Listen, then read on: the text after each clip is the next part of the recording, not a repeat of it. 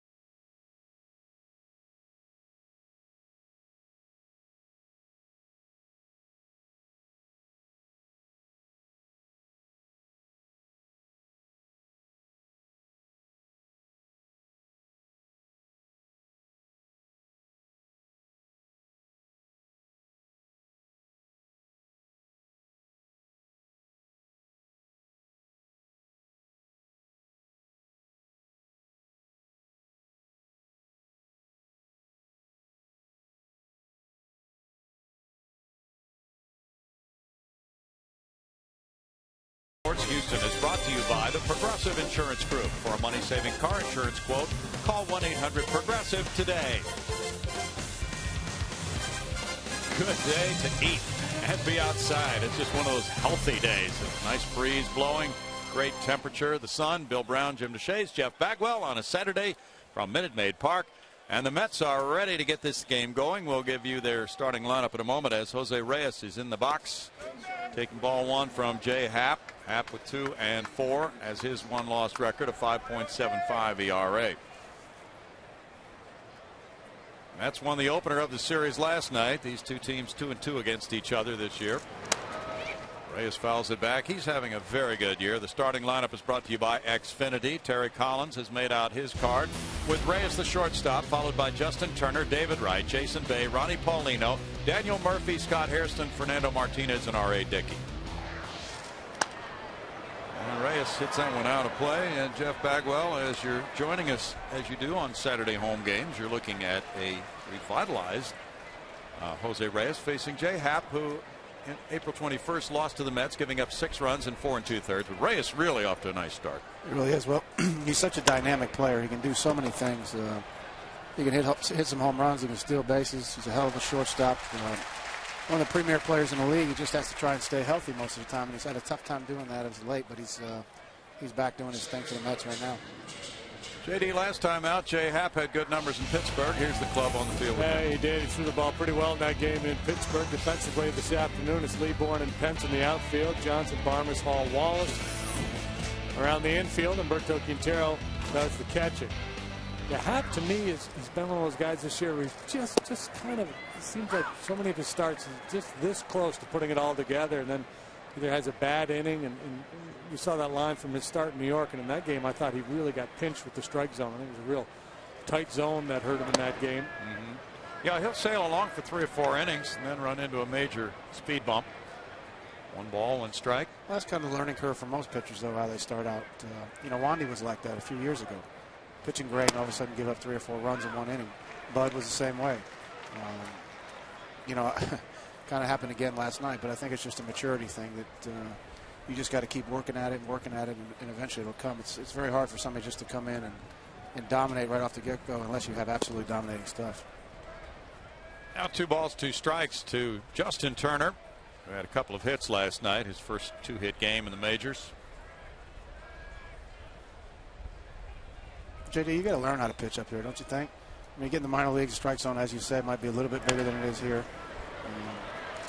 Obviously the hitters are a lot better, so I just think it's a learning process. Well, you learn, first of all, you have to learn how your stuff works against major league hitters. Stuff you got away with in the minor leagues probably is not going to work at this level as consistently. The lineups are just deeper and they're better. And then the point about what you talked about with Jay and Bud and most young pitchers, and Wandy went through it early, is how to just kind of work your way around a lineup and not to panic when you start to give it up a little bit and try to minimize those bad innings. And it doesn't mean it's not like you get over the hump and then it never happens again. It's a percentage play. You're still going to have bad games. You're still going to have bad innings, but you learn to minimize the damage. Yeah, I think that's the word, or not the words. Minimize the damage. Yeah. The good ones can do that. You get that bases loaded jam, in the first inning, and you only give up 1. The guys that are really learning and struggling, that's when everything explodes. Right. The mind starts to race on you, and you're not sure where to go, and then you try to overthrow, maybe just throw your way out of a jam, and then you throw a cookie right down the middle and someone jumps on it. Saw those right career numbers against Happ, and that included a home run in that game at New York earlier this year. And the big home run last night for David was his 6th of the year. Mets would like to see a whole lot more of that from Wright, who starts the day at 236. It's 2-2. The Mets are 5th in runs scored in the National League. Their lineup had to be changed. Carlos Beltran was in the original lineup as the cleanup man, but he was scratched. Not that unhappy about that. The way he's been swinging it. Yeah, he has. He's been hot.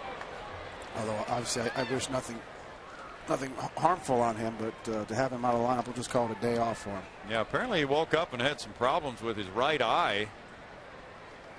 Last night he hit the ball hard. Had a double and lined out.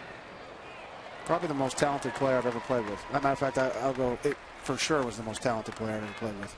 Could make it look easy, couldn't he? Golly, I'll never forget he hit a fly ball in Pittsburgh, and he thought he hit a home run and kind of jogged down to first base, and I was kind of like, you better run. And then he realized it hit the wall, and I've never seen anybody go first to third that fast in my life. And never anybody more happy than me on the on-deck circle. Now it's Jason Bay. Runner going. Here's Quintero's throw on one hop. Safe. Wow. Stolen base for Wright. Mets are 3rd in the league in steals. Wright is now 9 for 9. Going on a first move there. Q, the default play for Q now seems to be that throw from the knees. He prefers to go that way than to try to come up out of that crouch and make a throw. One hop throw. Oh, so close.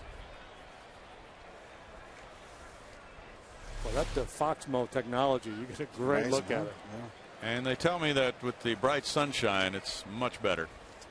So it's a perfect day for it. Well, didn't you guys talking about in Cincinnati? I was watching the game. You're talking about hitters in the sunshine, and hitters in the shade. I would agree with that. Yeah, I can't remember why. Was it the National Meteorology Society? Some scientific body did the study, and bright sunny days suppress the batting average. I see the ball a little bit better. Yeah. There's a situation here where he's got to be careful with Bay up here with Paulino on deck, even though he's hitting 430. But Jason obviously is a lot more established. Bay takes it. Ball 3, 3-0. Happ with 19 walks in 40 2/3 innings coming into this game. Now it's fallen behind. Well, after that front move through on Thursday, it has been gorgeous in Houston. Finally got some rain after a long drought.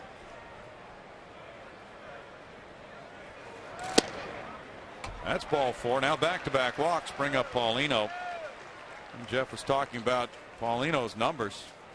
And Paulino is the catcher for the knuckleballer Dickey, giving them a right-handed bat. Josh Tolley, the other catcher, bats left, so that works perfectly for Terry Collins to have this lineup today against the lefty Happ. I have to find out the batting averages of the catchers that have to catch knuckleballers. I figure they'd be nervous, not sleeping at night. Paulino came back from an injury, and he's had only 23 at bats, hitting .435. He's driven in 2. Both managers used both of their catchers in last night's game. Paulino struck out in the 9th inning in his only at bat. That's up, and it's ball 1 to him. Terry Collins in his 7th year as the manager has that record of .462, .454. He's without his staff ace Johan Santana, of course, who will be out for a while longer, coming back from surgery. He is without his cleanup hitter Ike Davis, who was really putting up big numbers, but has gone on the disabled list with a calf injury from their previous series in Colorado. Angel Pagan also on the disabled list. He wasn't having a good year, but he was solid for them last season. Now 3-0. Jay Happ charged with making that adjustment here with Murphy on deck. Brad Arnsberg right now is vibrating down in the dugout. Nobody likes to make a trip in the first inning. No. Nice breeze blowing through the stadium right now. 3 balls and a strike. Very difficult loss for the Astros last night. They led it 4-0 with 2 outs in the top of the 7th inning and lost it 6-4. So they've dropped 5 of 6. They're 10 games under 500. Big swing there for Paulino, and why not air it out? It's 3-2 now. And as a hitter, you really want to hit that one. Because now you get into one of the worst counts in baseball, 3-2, because you have no idea what the pitcher's going to throw. Could come to us. Pop right back up here. Still 3 balls, 2 strikes. You see Happ working the top of the zone with the fastball. That's not a mistake. That's by design. He throws a lot of high fastballs, gets swings and misses up there, and fly balls.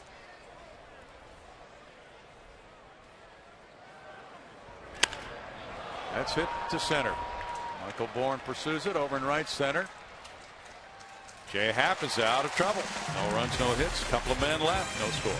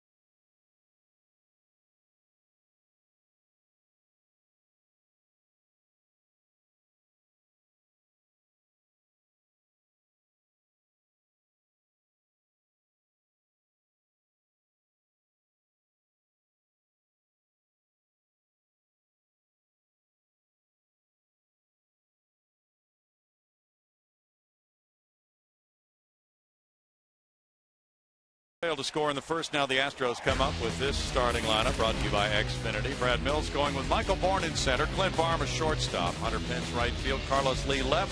Brett Wallace first base. Chris Johnson third base. Bill Hall second base. Humberto Quintero catcher. Jay Happ pitcher. This is the bobblehead day for Chris Johnson. Oh, expect good things from CJ against R.A. R.A. Dickey, the knuckleballer, on April 20th, pitched well against the Astros, but got beat 4-3 in 8 innings without 8 hits. 4 runs, big home run by Hunter Pence, walked a couple, punched out 4. Defensively, Bay, Hairston, and Martinez. A little shakeup in the Mets outfield this afternoon. Right Reyes, very solid over there on the left side of the infield. Turner and Murphy on the right side, and Paulino doesn't catch it. He's charged with corralling that knuckler here this afternoon. 36-year-old R.A. Dickey goes to very, very easy, Brownie, to hit when you're doing this knuckleball thing. If it's high, you let it fly. If it's low, you let it go. Did that work for you? Well, yeah. If it's low, usually it's going to bounce. If it's high, it might hit your bat. 266 for Michael Bourne. He's driven in 9. And talking with Steve Sparks before the game down in the dugout, a knuckleballer, and Steve said that one thing that impacted him was when hitters would crowd the plate, because the movement is so unpredictable. He felt like he had to try to guide the ball. Gapper to right center field. Looks like a triple for Michael Bourne. He's headed for third base. Martinez gets it back in. Relay throw. Triple for Bourne. Number 2 in the triple department for Michael. Good way to start right there. Yeah, that's fun. Gets the fans up on their feet. Nothing like a triple. Watch a guy fly around the bases. Especially when it's a guy like Bourne, so there's always that element of, boy, if they mishandle it, make a bad throw, he could circle the bases.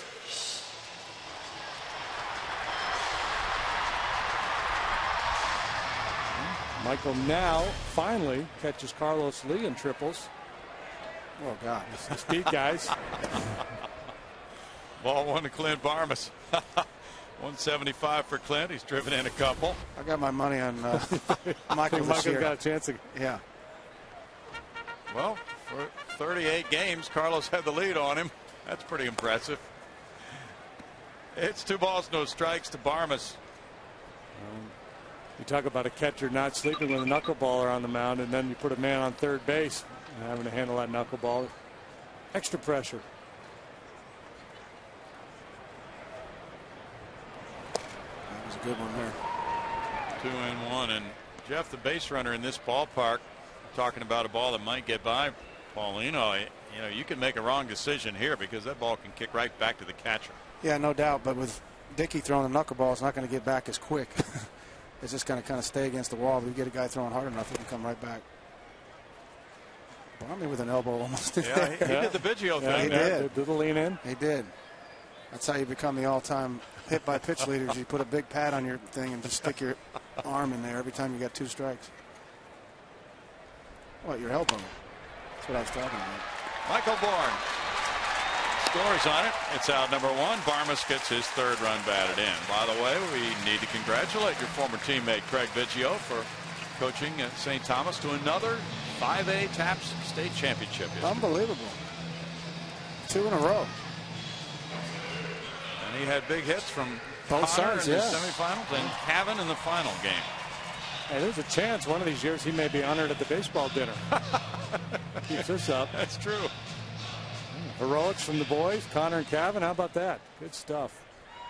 They won 4-3 in their final game. Proud daddy, I'm sure. Good. Hunter Pence, 299 with 5 homers, has driven in 31. 3rd in the league in runs batted in. See Hunter going with a little leg kick right there. Whenever I used to face a knuckleball, I felt it was like a day off. I used to stand up a little bit and just swing as hard as I can at it. Although I think I did that every time anyway. See the leg kick? Yeah. So you kind of adopt that mentality like you're playing slow pitch softball, Exactly. right? Just load up. So who? Candiotti? I mean, who would you have faced? Who are the knuckleballers do you remember facing? Candiotti for sure. Charlie Huff. Oh, yeah. Remember he was with the Marlins? Right. Wakefield. Wakefield probably had the best knuckleball of all those guys. Of course, Charlie was probably 73 when I faced him. Something that doesn't go down too well about getting beat by a guy who's 73. Yeah. Fouled away, and it's 1-2. Well, that's the thing. That a lot of knuckleballers don't get started till they're late because it's such a tough pitch to home. But once they establish themselves, they can pitch a good long while. Mike Wilhelm, I believe, was 49 when he finally shut it down. There's two types of knuckleballs, too. There's one they try a lot of times in the beginning, which is kind of a get-me-over knuckleball that kind of moves a little bit more. And then once they get 2 strikes, a lot of times, and Sparky can attest to this, they throw it a little bit harder. It's a little harder to hit because the ball moves a little bit more. Not quite as much, but it's a little harder. See, that's a hard knuckleball right there. 2-2 for R.A. Dickey. He is 1-1 in his career against the Astros with a 2.49 ERA. Lost the game to Bud Norris in New York this year. Out to the right side. There's a play to Turner's left, and safe at first it is. Turner had to reach out and then spin around, and that gave Hunter a chance to beat the throw.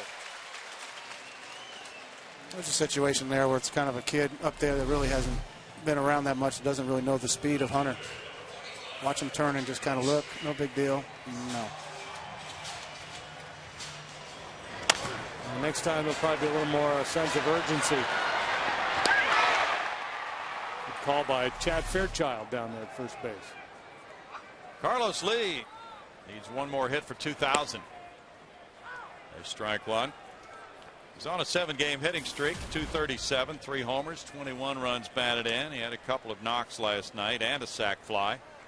Predicting a homer for Carlos today. Be a great way to get number 2,000. 1-1. He is 7 for 18 lifetime against Dickey with a homer, and he's driven in 5. Dickey's been pretty good over the years at holding base runners. Normally you think with a knuckleball you run like crazy, but he unloads in a hurry, and as we mentioned earlier, he throws the knuckleball harder than some others. Essentially no leg kick there. He just steps and goes like he's playing catch.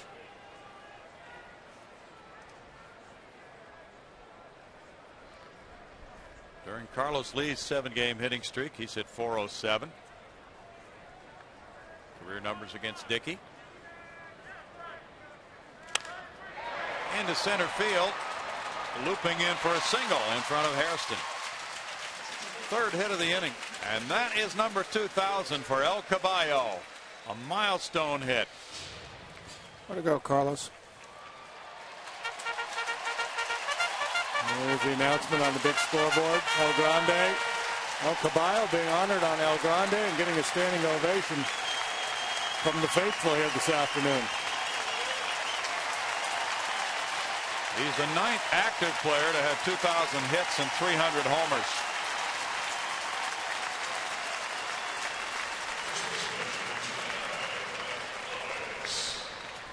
Now Brett Wallace has 2 runners on with 1 out.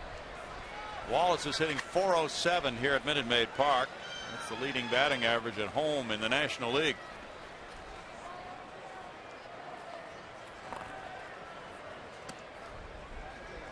Ball one to Wallace. 331 overall for Brett with 2 homers. He's driven in 11.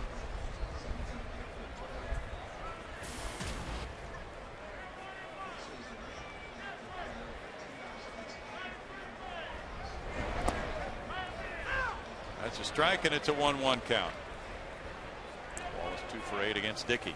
Carlos might be a little confused. He hasn't had a standing O in a while here. Are you talking to me? It's a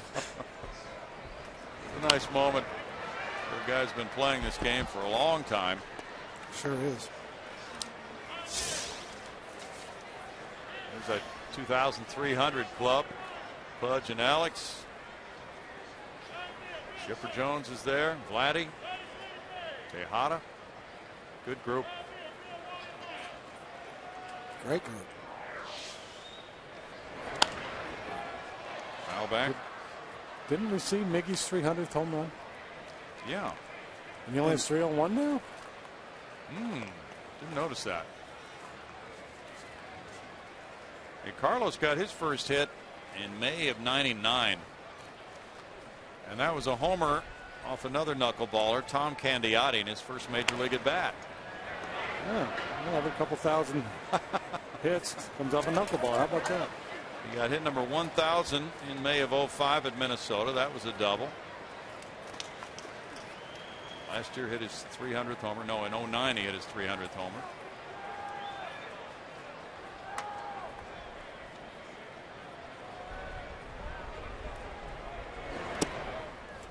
It's 2-2 to Wallace. Clearly, we did not witness Miggy's 300th home run. There was some other milestone, but I remember it in Phoenix. Maybe it was. Let's see. Maybe it was 2,000 hits or something. I don't know.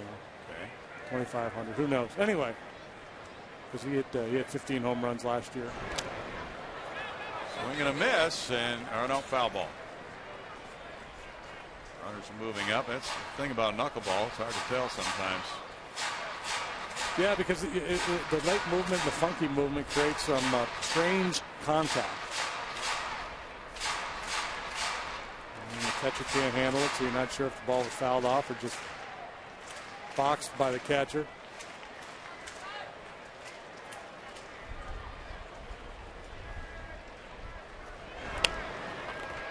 Wallace had some long at bats this year, Jeff. He's been able to stretch out those at bats, seen a lot of pitches. And he's hanging in pretty well. What do you think? Well, he is. Obviously they've changed the scouting report a little bit on him. They've been really trying to pound him in here lately, but he's been staying inside the ball good and getting the barrel to it and being able to foul those pitches off. And that's the key until you can get something out over the plate, which is his strength right now. And it goes up the right field line, scoring Hunter Pence to make it 2-0. Carlos Leeds being stopped at third base on an RBI double by Wallace. 10th double for Wallace. He has 12 runs batted in now.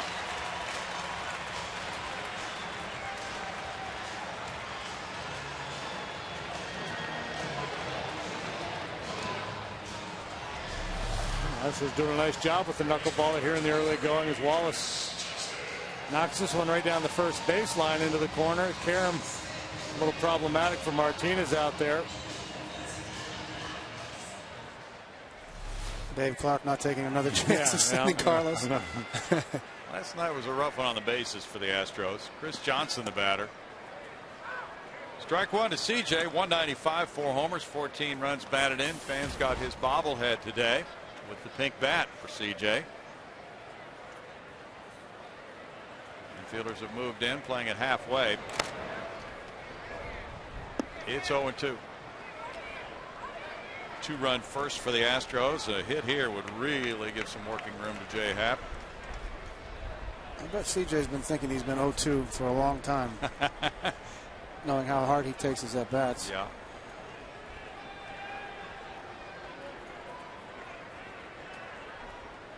It's got to come through on bobblehead day. Bouncer up the middle into center field. And score Lee. Stop sign for Wallace. 3-0 on the RBI single by Johnson on the 0-2 pitch. 15 runs batted in. And with the bobblehead with the pink bat.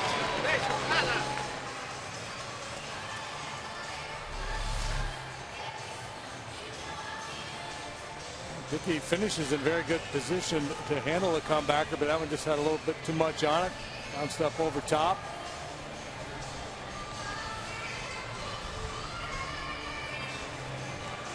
Terry Collins walked out to the mound. Terry back in town for the first time since 1996 when he completed his 3-year stint as Astros skipper. And he said in one article, there is really nothing the same. Uniforms have changed. The ballpark has changed. There's really nothing similar to when I was here, but I certainly followed them over the years. Talked about you, Jeff, and Craig, and the teams he had here, and the 94. Such a tough pill to swallow that year. It was. We had a heck of a team, and we just kept getting better and better and better. I think the Reds finished just a little bit in front of us, but we were catching them pretty quick. A lot of people talk about the Montreal team that year and how good they were, but I really liked our chances. That's what he said too. Strike one to Bill Hall. I enjoyed Terry as a manager. He'll admit too, he was a little probably high strung back then. He walked the first guy and he's screaming in the dugout. So, but that's just had to deal with it, and I think he learned a lot from it. Absolutely. There's a check swing call for Bill Hall. The count goes to 1-1. Terry has mellowed, as most of us do as we get older. He's had all that experience too with the Angels before he got to the Mets. Right. Well, good for him getting another opportunity. Always been a hard worker and really lives and dies this game, as many people do. 1 ball, 2 strikes to count. Yeah, and as players, you have to give a little slack to, the fiery manager type guy. And sometimes as a player, you're not aware of it. We get so involved in our own little world, but there's so much on the line for these guys. There's a lot of pressure, and they live and die with every single win. It's true, especially being your first job. I mean, as a player, you can go out and your team could lose, but you could still have a good day. You could go 3 for 4 and have a nice day, or you could pitch well. As a manager, it's all about winning and losing. Game to right field, an RBI single for Bill Hall. Scores Fred Wallace to make it 4-0 Astros. 6 hits in the inning. 12th run batted in for Hall. That's not an easy thing to do right there, to take a knuckleball and hit it to the right side through that hole over there. So that's a great job by Billy, staying on that ball and driving it through over there. It's good to see CJ and Billy get a hit right there in the first inning. They can go a long way to help them in coming weeks. Both down in the count, 0-2 on CJ, 1-2 on Hall. Hall was a pretty good 2-strike approach. It looked like he spread out a little bit and just used the arms, the hands. Inside to Quintero, a .250 hitter with 8 runs batted in. Looked like he got a new haircut when I was down in Did he? the locker room, so maybe that was what did it. Brad Mills Club opening up some space here in the first inning. And it's difficult, as you guys can attest, to take a knuckleballer out of the game. He might pitch 6 or 7 really good innings after this one. Right, that's the thing about a knuckleballer. He's hard to catch. He's hard to manage. You just, if you're Terry Collins and you've got a conventional pitcher out there getting hit around, you say, all right, he doesn't have it today. I better get my bullpen ready. But how do you tell with a knuckleball? Well, I can tell because somebody's up in the bullpen right now. Yeah. Bad miss, you lefty. He just got the win in relief last night. Dickey mixing in a couple more fastballs here. So maybe he feels like he just doesn't have the good movement on the knuckleball, or wants to give the Astros something else to think about. Quintero's driven in 4 runs in 7 games this month. I would think he probably doesn't want to pitch most of this game with his fastball, though. So he's going to have to find it with that knuckleball. Dickey's been a real survivor. First round pick by the Rangers in '96. Elbow problems. Gets a swing and a miss on Quintero and strikes him out. 2 outs, and the Astros bat around here in the first inning. Leaders of the game brought to you by United. Proud to fly the Houston Astros.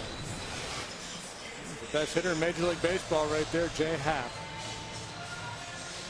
455. Never mind all Major League pitchers. Major League hitters would like to have that. Pitcher's dream right here, huh? And that bat in the first inning. First inning, AB got a 4-run lead. Happ got 2 hits in the game at New York. He lost the game 9-1. He gave up 6 runs in 4 2/3 innings, but he went 2 for 2. He's had a couple of 2-hit games this year. 1 ball, 1 strike.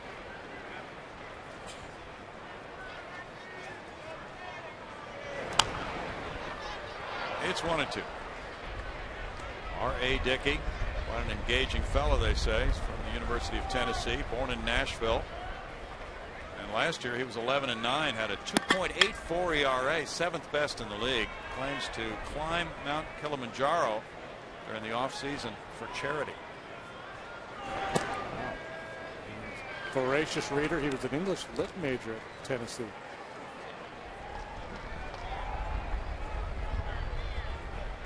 High school, he was 15-0 with a 0.48 ERA for a state championship team.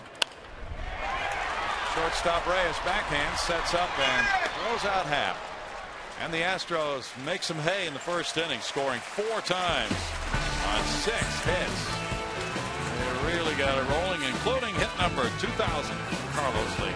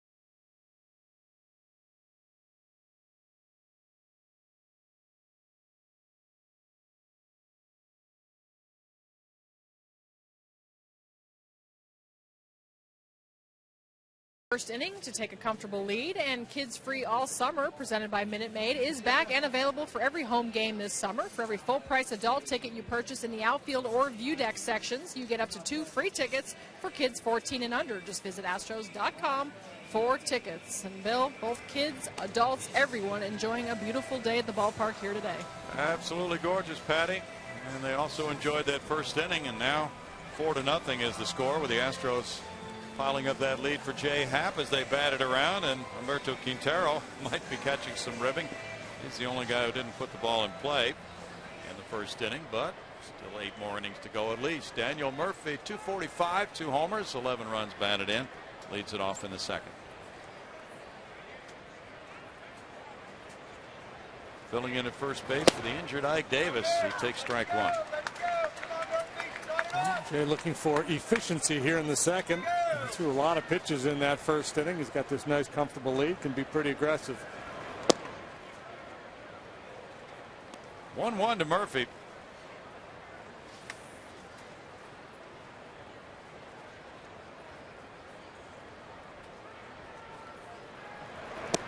don't want to get too far ahead of yourself as a pitcher, but I wouldn't be surprised as he took the mound in this inning that he was thinking, well, if I can get the side here in the second, then I'd have the pitcher spot leading off the third. I'd be in really good shape. 2 balls, 2 strikes. So you start with that thought, and then you kind of narrow it down and say, okay, let's just go hitter by hitter, pitch by pitch, and see if we can get that done.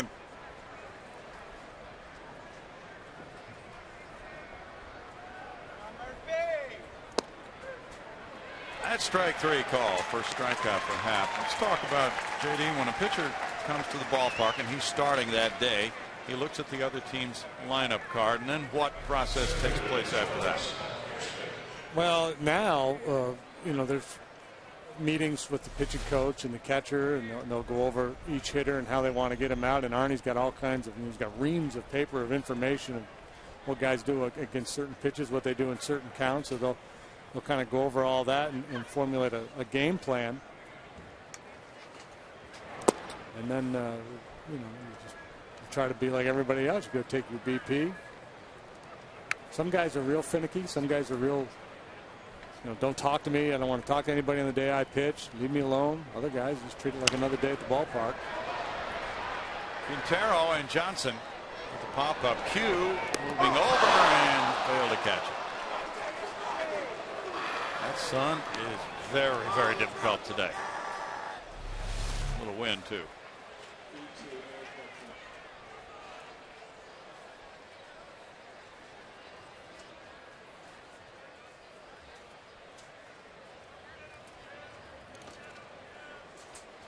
Fourth error of the year on the catcher. Calls to mind the old get smart. Missed it by that much. Yeah. Well, CJ was dashing in, realizing how difficult it is for a catcher to make that play, and then you look up into that sun, and good luck.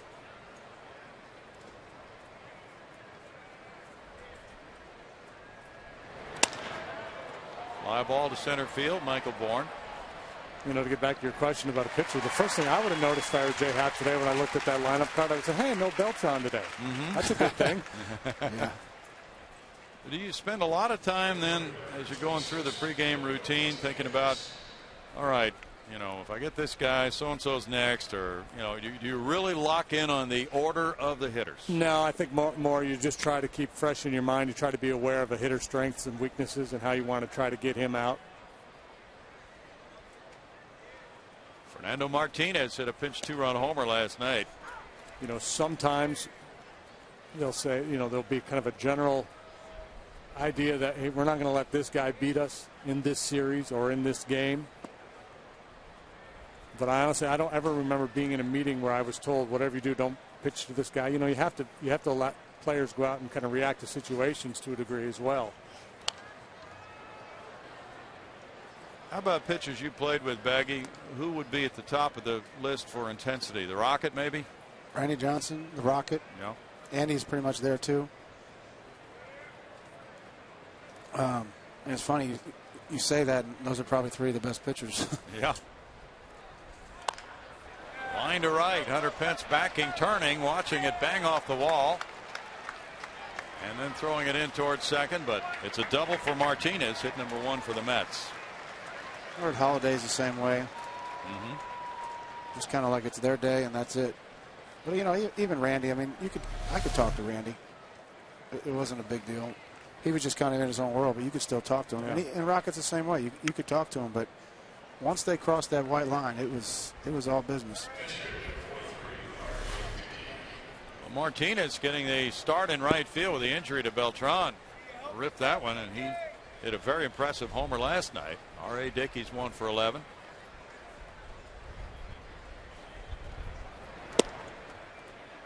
Strike to Dickey. I wonder if he's using Orchris the Goblin Cleaver. Goblin Cleaver? Yeah, that's what he's named one of his bats. Oh.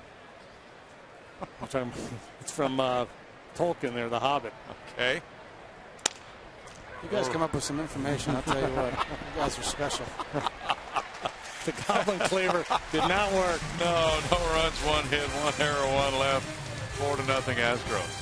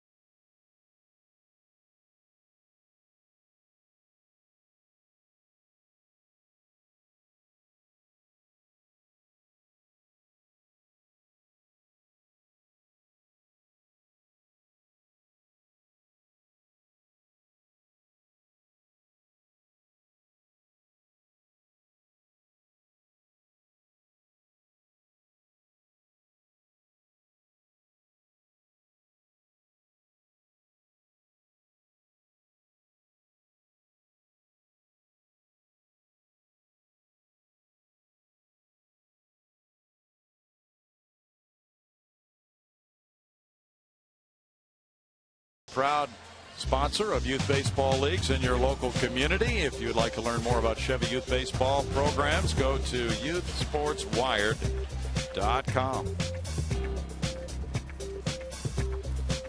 4-0 Houston after the bat around first inning for the Astros. Now Michael Bourne leads it off again in the second. He led off the first with a triple. Does he have a name for his bat too? Michael? Yeah. I don't know. I don't either. We're going to have to look into that. Generally, most of the times the guys have names, and it's pretty common names when they're not getting hits with that bat. Yeah. They call it a certain name. Now, what about in the movie The Natural, JD? What was the... Pick out a good one, Bobby. Okay. Wonder Boy or something like Wonder that? Boy. Something like, yeah, it was that Wonder Boy. That was a good movie. 1 ball, 2 strikes. R.A. Dickey, a rough first inning. I can't remember who it was, one of those old school managers years and years ago. His guy was up there. Watch this unfold. Diving play right. Out at first. Had to get up quickly and make a perfect throw. Well, and that's exactly what Baggy was talking about with Turner on Pence's ball. Wright has been around a while, realizing with Michael Bourne going down the line, he's got to get up in a hurry and unload in a hurry. You guys have been obviously seen a lot more baseball games than I have this year, but I think Michael's been swinging the bat pretty well and just not had a lot to show for it. Especially balls like that where he does what he's supposed to do and kind of hit the ball the other way. Guys are catching line drives, making diving plays. That is true. He's done a better job of hitting it on the ground to the left side and up the middle. So anyway, there's an old-time manager, and this guy had like the bases loaded, and he popped up in the infield. And he came back, and the manager took his bat and just started smashing it on the ground and couldn't break it. And finally, one of the players was just sitting in the dugout watching, and he finally walked over to the player and just, here, this is good wood. Don't give up on it. You know it was a movie when they called it Wonder Boy. If you put Wonder Boy on your bat, it's not going to fly real good. That's not going to work. No. Unless you're hitting the light stand like he was. Then they all put Wonder Boy on their bat. That's a strike, and it's 3-2 now to Barmas. Yeah, self-promotion usually doesn't play very well in the clubhouse. Got to be careful with those vanity plates, things of that nature. Oh, God. Fly ball, softly hit to left. Jason Bay moves in a little bit. 2 outs. Hunter Pence beat out that grounder to second base for an infield hit in the first and came around to score. Rockies lead the Padres 7-1 after 5 in Colorado. Todd Helton hit number 4. Cargo number 4. Helton hit number 5. Cargo number 4 in that game. Cargo's struggling a little bit this year. Yes.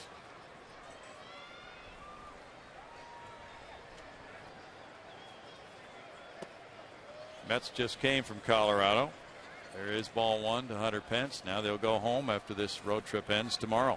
The Mets played 500 ball at Minute Maid Park. They're 19-19 here. And they've been a good road team this year. Their road record is 10-9. That's driven to center field.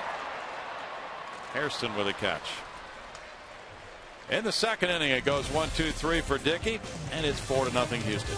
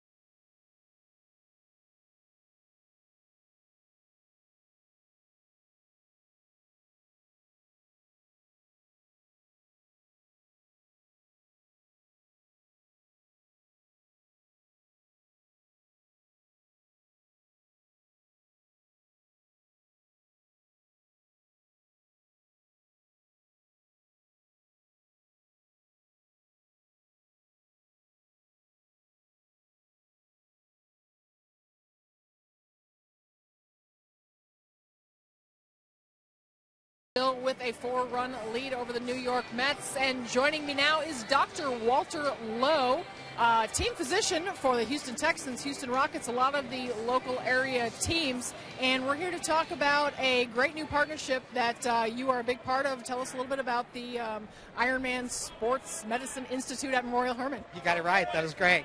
We just have this association formed between Memorial Hermann and the Ironman group out of Tampa, and it's been something we've been working on for about a year now, and it was really sort of a match between the ideals of Ironman, where people really commit to changing their lives, this huge race they do, and the ideals of the Ironman organization, which was to explore those competitive natures of the individual person to move on. And at Memorial Hermann, kind of the same thing with our patients. It's not just about, swimming, running, biking, the things of Ironman, but it's about any young athlete with any injury that, we feel like those ideals of, challenging yourself to compete and being the best you can are the same ideals we want our patients to, try to get over their injuries with. And so that's kind of where the dialogue started. And it really grew into something that I think two organizations that really respect each other and are going to help us brand our sports medicine product in the Houston market and hopefully a lot of other places. With major benefits to the athletes, of course, but I know there's a big event coming up in my neck of the woods up in the Woodlands. Everybody's very excited about it up there. Hotels are sold out. Tell us a little bit about that. Well, the Woodlands race, which is a full Ironman, is a week from tomorrow, or a week from today, actually, I think. And you're right, the Woodlands is really excited. It's the perfect venue for it. And you wouldn't believe this race sold out almost before it was announced. And so, I think it's going to be a huge weekend up there. We're all geared up for it and very excited. And I know the Woodlands community is big time ready for it, and deservedly so. And real quick, for those who maybe are not familiar, tell us what they are, the three events, and how long they are for Ironman. Well, a full Ironman is a pretty unbelievable experience for an athlete. And so, it starts off with a long swim at 1.2 miles, I think. Then they bike like halfway to Austin and back or something like that, 100-something miles. And then they run a marathon at the end of it, And so it's something that takes most of them, hours and hours and hours to do. And we'll definitely be there supporting them from daylight till way past dark next weekend.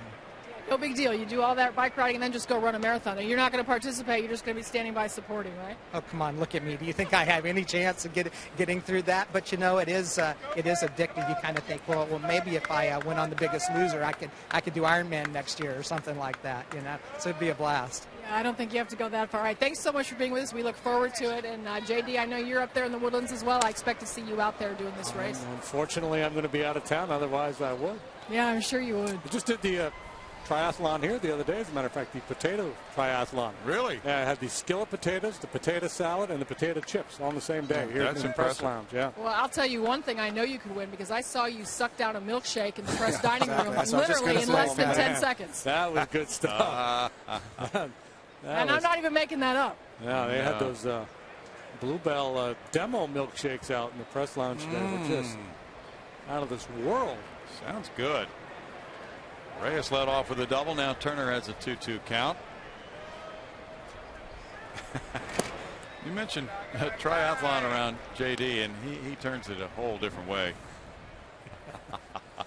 3 balls and 2 strikes. You could go for the chicken triathlon too, Brownie. They have fried, grilled, and eggs. You can throw eggs in there. We'll promote our own triathlon next weekend in Toronto.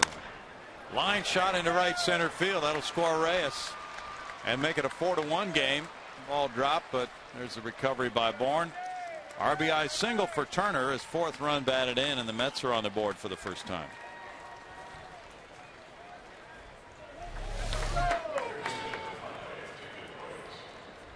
Some really good hitting right there. The ball was down and away. You stayed with it. You're supposed to roll that over. That's hit number 3 for the Mets. Now it's Wright. Wright walked and stole a base at first.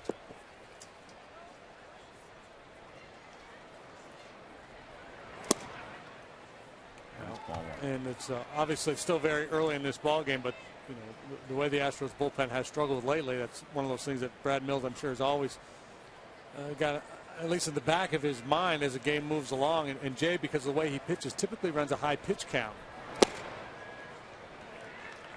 So, every run is so valuable because you want to give that beleaguered bullpen a little breathing room when they ultimately come into this game.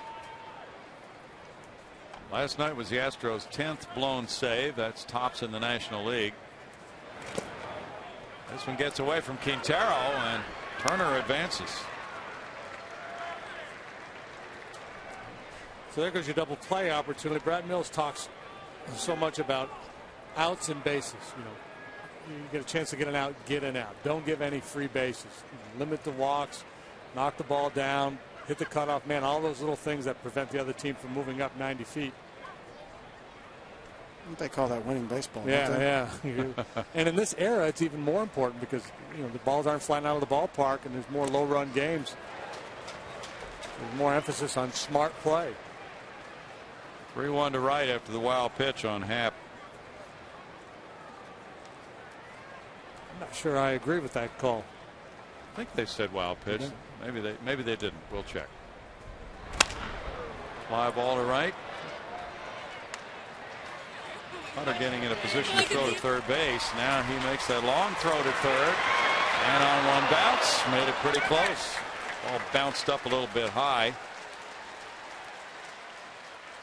And it's tough, Jeff, to get in that position because then you're looking right into the sun. Yeah, he didn't look that comfortable over that. David's going to get some high fives in the dugout for getting him over, but I guarantee you David wasn't trying to get him over that way. Yeah, he gets paid to get him in. Yeah, he does. Runner at third now after out number 1, and it's Jason Bay. Now, that being said, if you do make an out, that's a good place to make an out, obviously. Where you do get the base runner over. Paulino's on deck. Happ delivers ball 1.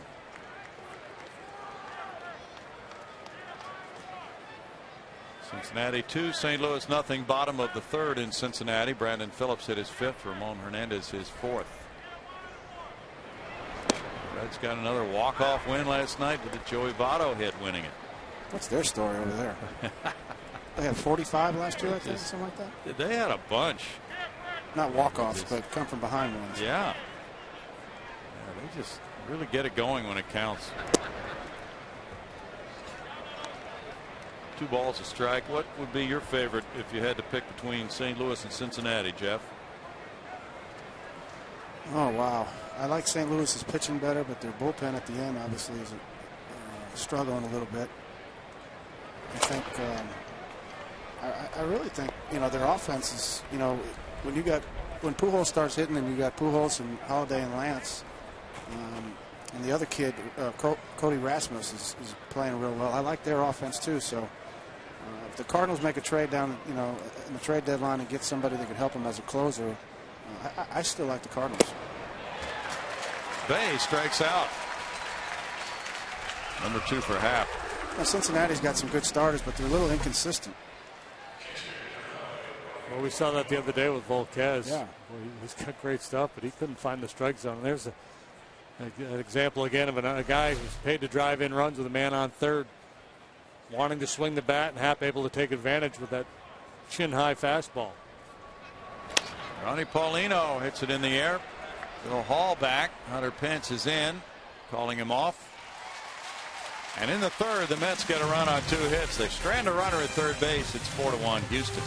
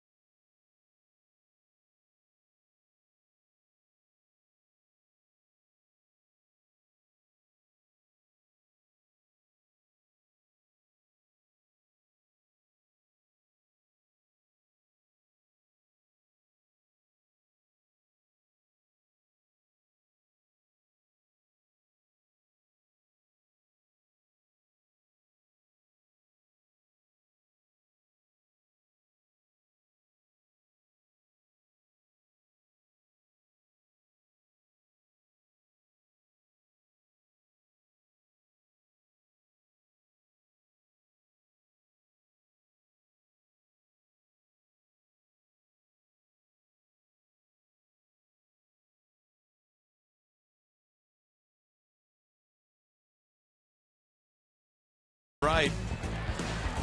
diving stop he made. And quickly sprang to his feet to get Michael Bourne in the second inning. Very good players in the National League, just trying to return to health. His back has been bothering him ever since the Astros were in New York third week in April, and he had a diving tag on Carlos Lee at third base. But Wright playing through it, very important to the Mets. Now the Astros come up in the third, Lee, Wallace, and Johnson. And Dickey has turned around his first inning, in which he gave up 4 runs on 6 hits. He had a 1-2-3 second. Ball 1 to Carlos. Might have been a heater right there. Looked like it.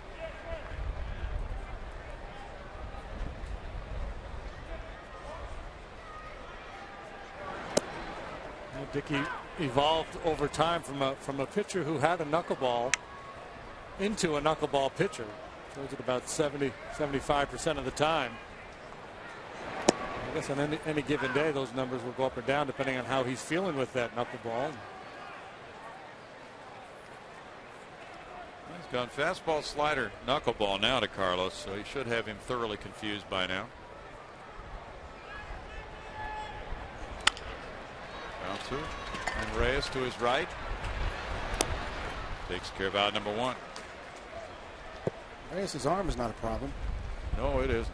What a talented package he is at shortstop. Sure. The Mets have that option on him for next year. It'll be interesting to see whether they pick that up or not. Or there's a lot of speculation they may deal him during this season. Brett Wallace had the RBI double just inside first base in the first. Let's see how they can deal him. I mean, we are talking about the New York Mets. Where are they going from there? Yeah. That's a legitimate question, certainly. I mean, if I'm part of the fan base, I mean, I don't know. Mm-hmm.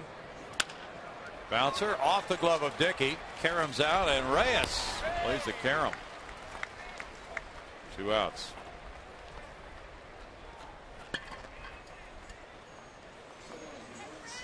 That goes 1-6-3, and here it is. Reyes has to make a little bit of an adjustment to come back and get that one, but does so with no problem.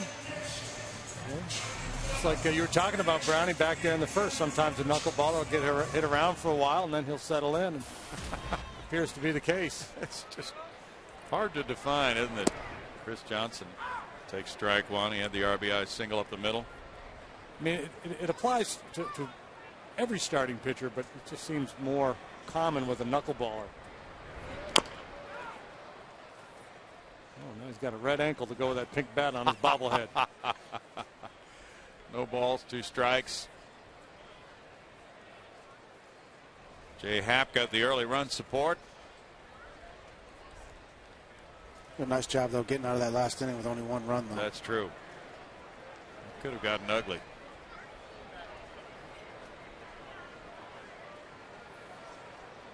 Those legs pumping. He's ready to go. Fastball up or knuckleball up? CJ fouls it. Wanted a fastball up, and he just threw him a 2-seamer. Yeah. Tomorrow in the finale of this homestand for the Astros, a 105 start. Lefty Chris Capuano goes for the Mets against Denuri Rodriguez. I wanted to hit right there. Jeff, you just saw the Oklahoma City club for a few days, as you do throughout this season. You visit the various minor league teams. What do you have to report? Well, I got to see the cycle. Tommy Manziel hit for the cycle while I was down there. That was kind of fun for him because I had told him he had, you know, the single, the double, and the triple, and I told him to abandon all his approaches and just try and go deep. And he did. It worked. He was smirking all the way around the bases. But they won 2 ball games, which was fun. I kind of like their little center fielder Barnes. He played real well. Hit a long home run there. Guys played well, so I was happy to see him.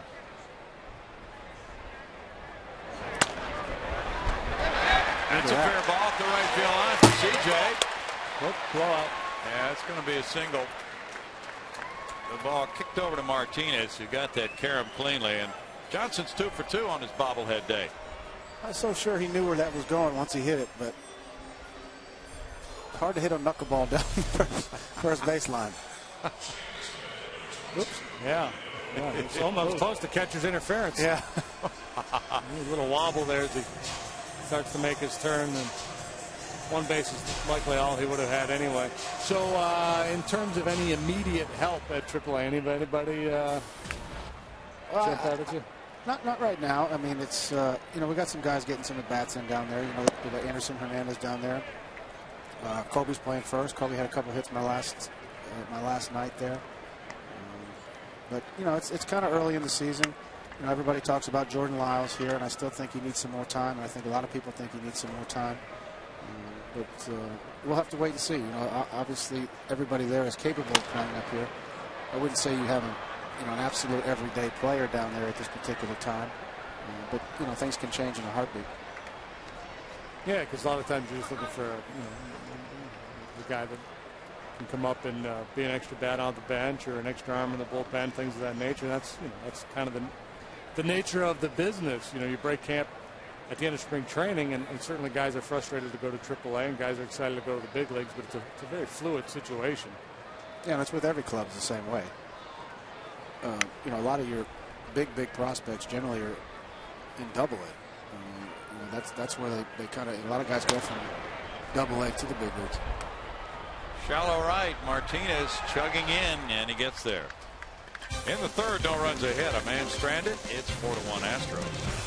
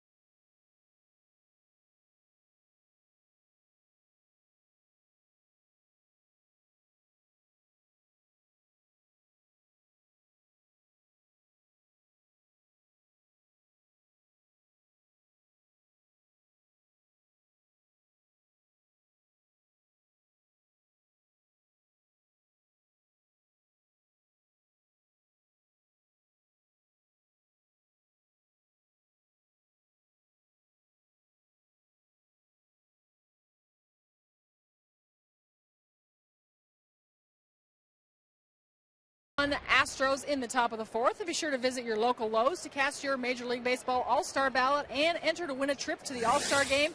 Compliments of Scott's, and we are out here in center field. The ballots are out here. In fact, we've got a big, huge ballot right here. You can do it out here at the ballpark, or of course go to Lowe's. Win a trip to Arizona is a possibility. I know you guys are out here having fun with the whole All-Star thing. Who'd you vote for? Well, I'd have to go for my daughter's favorite. Holly Gerard's favorite player is Hunter Pence. Well, Hunter's got a pretty good shot at making it, as do some of the other Astros. So get out there and cast your votes, guys. Thanks, Patty. 2 balls, no strikes for Jay Happ, working to Daniel Murphy. The Astros leading at 4-1 in the fourth.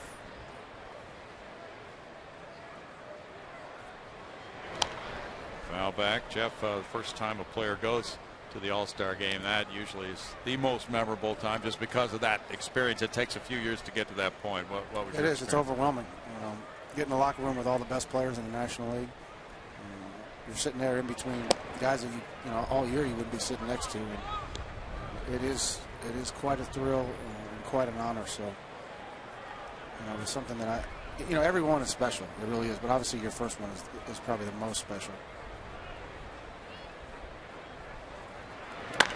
That's ripped to right field. That is a line shot homer by Murphy, number 3 of the year. 4-2 game. Obviously, they lose some power with Ike Davis out of the lineup, but Murphy's got a little pop in the bat. He's not a real slugger, but he's capable, and he just proved it off a left-hander. Murphy struck out looking last time and now gets a little redemption, and the Mets get one closer. Wow. That was up and in, wasn't it? Yeah. Quick bat on Daniel Murphy. Picked up his 12th run, batted in. Now it's a 2-run lead. And Hairston's the batter. 372-foot liner. You guys, talking All-Stars reminded me of the story I heard Tommy Lasorda tell when he was managing an All-Star team in Japan. He managed a National League team, and there was an American League team of All-Stars over there for a 7-game series.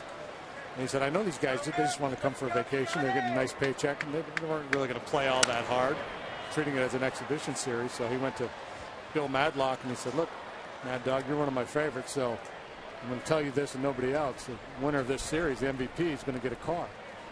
And he proceeded to go tell George Foster the same thing. Every single guy on his team. He said we beat the daylights out of the American League. Foster hit 4-something with 4 home runs, and they called him up to give him his MVP award at home plate at the end of the deal. And they presented him with a VCR. So the boys were all over him. So you lied to us, Tommy. He said, hey, that's good managing. I had to get you to play. Hey guys, can I interject one of my favorite All-Star memories? Absolutely. With Jeff Bagwell. I know Jeff, do you remember this one? Philadelphia. Philadelphia. Yep. You and I were doing the Rocky pose out there. Yeah, you and Eschenfelder were doing the Rocky pose. True, I was a little producer back in those days, and we took Jeff up the stairs, and he ran up there and begrudgingly did the Rocky pose. And we took him to get a Philly cheesesteak. We took him in a limo, and I can't believe I did he that. refused to eat it. No, you didn't. No, it's not that. I can't believe it. I actually ran up the stairs. Yeah, I think you kind of meandered up the stairs, and then we made it look like you hopped around a little bit. But you were a good sport. With all that going on, you still took the time to go up there and do that for that feature. So anything for you, Patty. Now, what year was that? 96. Good memories. Yes, they were. Fernando Martinez doubled to right in the 2nd inning. Like 50 years ago. Strike to Martinez. Hard to believe Terry Collins hasn't been to Houston since then, but it seems like ancient history to us, doesn't it, to go back that far. 1 ball, 1 strike.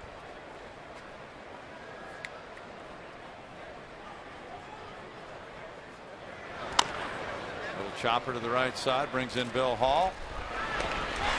2 out. Where are you going, Billy?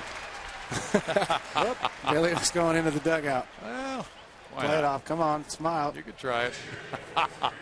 And then he tells the outfielders how many outs they have.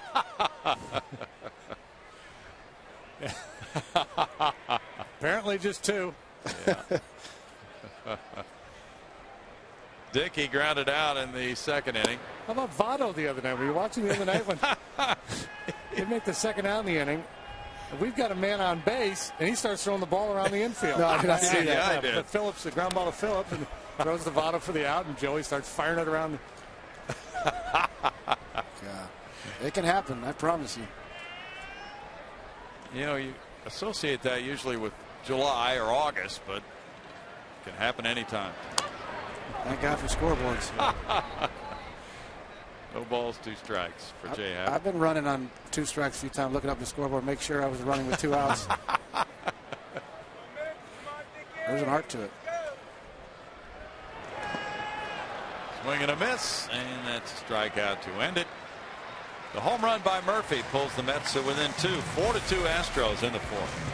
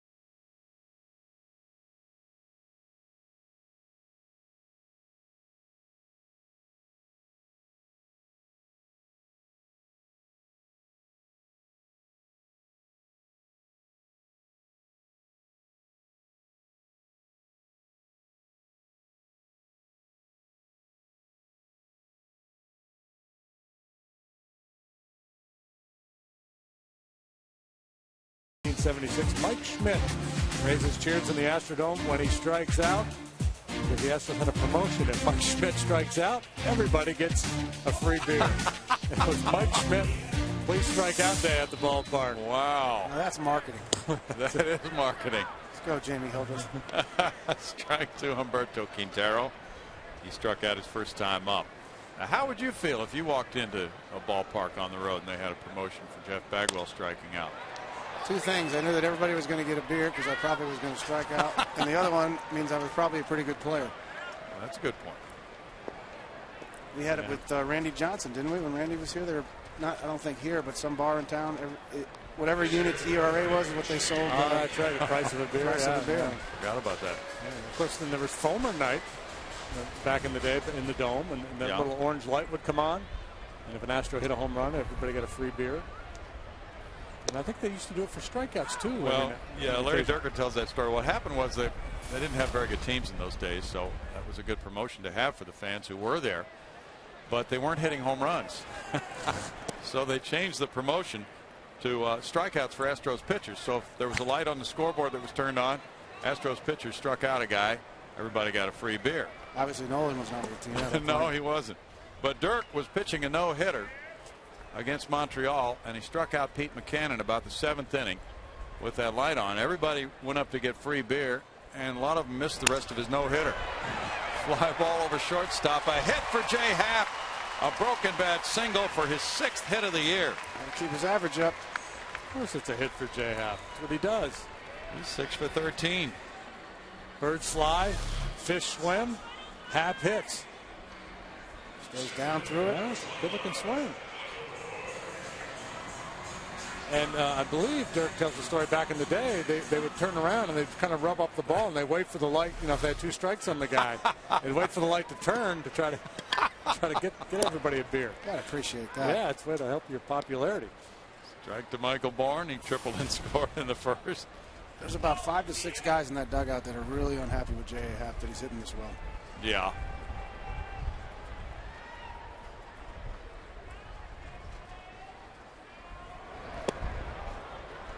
It's no balls, 2 strikes to Michael. Took something off that one. Jay has 6 hits. Brett Myers has 4. Wandy Rodriguez 3. It's nothing worse than when you're struggling watching a pitcher just getting up there just throwing out base hits all over the place. 1 ball, 2 strikes. Especially if it's Myers, because then he'll go in the dugout and start talking about it the whole time. Happ got the 8th Houston hit of the day. Foul back. That Myers bobblehead doll is a real beauty. Have you seen that one yet, Baggy? I have not seen it. You've got to get a look at that. Up to 462 for Jay Happ. 2 balls, 2 strikes. Shays-esque. Yeah, he's up there. I was thinking Ty Cobb, but. What were you hitting about this time in 1985? I don't know, probably old 32. Something like that. But it was a hard 0-32. It was. He was strategically saving his efforts for pitching by not having to run the bases. Yes. Yeah, run the bases. There's another adventure.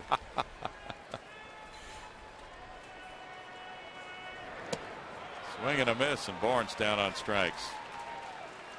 I think DK had a bad start to his career, didn't he, JD? Yeah. Like 1 for 50. Yeah, he couldn't hit either.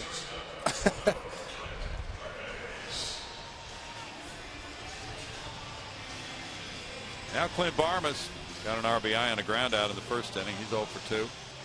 Be interesting to see what happens with this number 2 spot in the lineup when Jeff Keppinger's ready to play again. That's out into right center field. Martinez with the catch. No runs, a hit, a runner stranded. After 4, it's 4-2 Astros.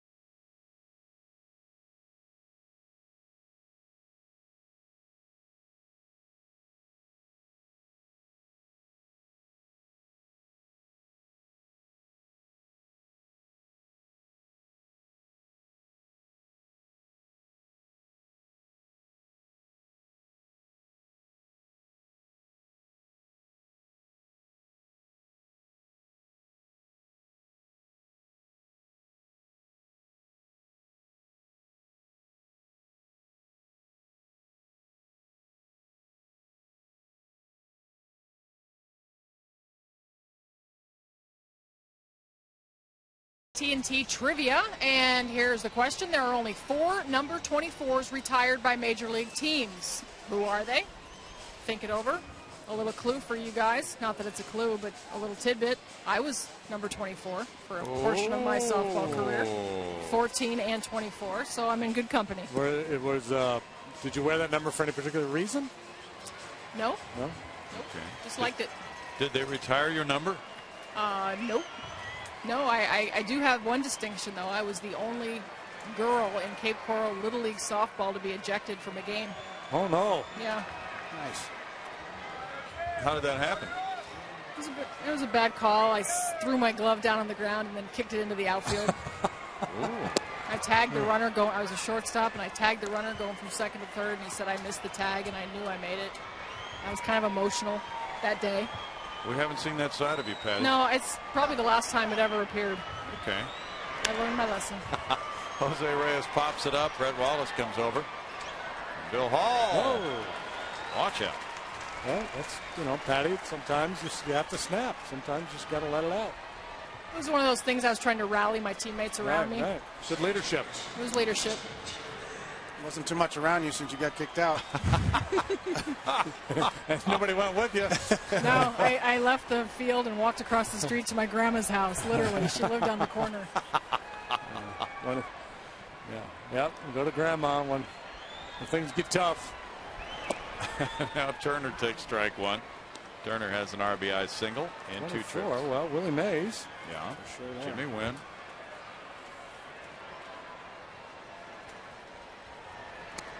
Can we count Mays twice from New York and San Francisco?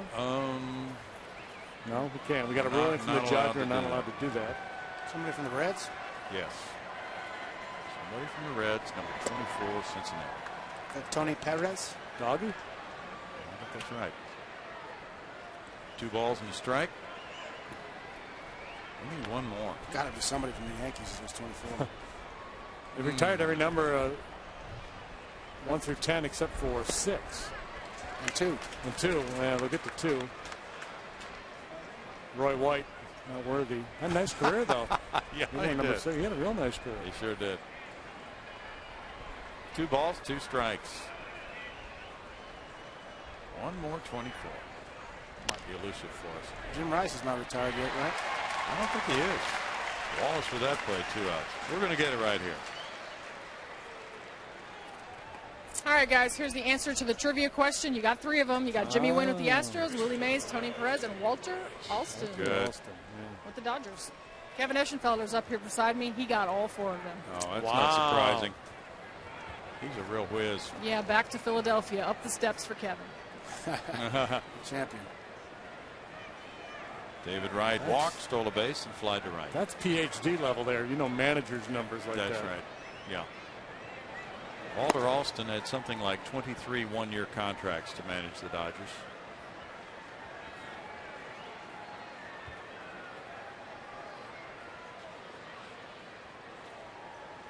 Times have changed. Well, back then, that's all you had was 1-year contracts. That's true. And people probably ask you this today. Would it be different now if they had only 1-year contracts? Would the level of performance be different? Well, I bet you the level of the DL would be a little bit different. There would be a lot more guys on the field than there are now. Yeah. People say, give me a guy in the last year of his contract. Yeah. I mean, I don't know. I never ever thought, well, I can dog it now, or take some time off because, I felt like I had to play more. Mm-hmm. Yeah, and I'm of the same mind. I don't deny that there are some guys that in their contract year find a way to play really well to step up their game for that next contract. But I think by and large, most guys at this level play hard, give you an honest effort, regardless of their contract situation. Michael Bourne waiting in center. I agree, Jimmy, totally with that. And sometimes guys struggle with a long-term deal because they trust. They feel like they have to earn it. Good point. 4-2 Astros in the 5th.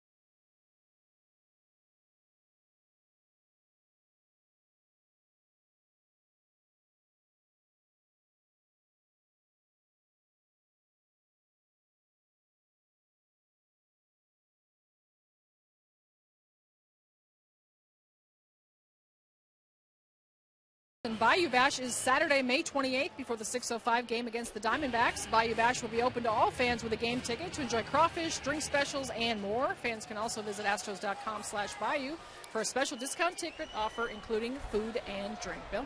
Oh, that's always a great time. Bayou Bash. Thanks, Patty. There's strike one. It's been going on for a long time, that event. Long time. Probably since the 70s or maybe even 60s. Hunter Pence is 1 for 2. And that one goes to shallow left. Bay comes in. There's been a turn in this game since the first inning. R.A. Dickey gave up 4. Since then, he's scattered a couple of singles. The Mets have gotten a couple runs. It's a different feel to this game right now, J.D. Yeah, and that's what we were fearful of, that he would kind of find his release point with that knuckleball, and the Astros wouldn't be able to get much going against him. So it's shaping up, the kind of game where, again, the Astros bullpen's going to have to come in and protect this lead.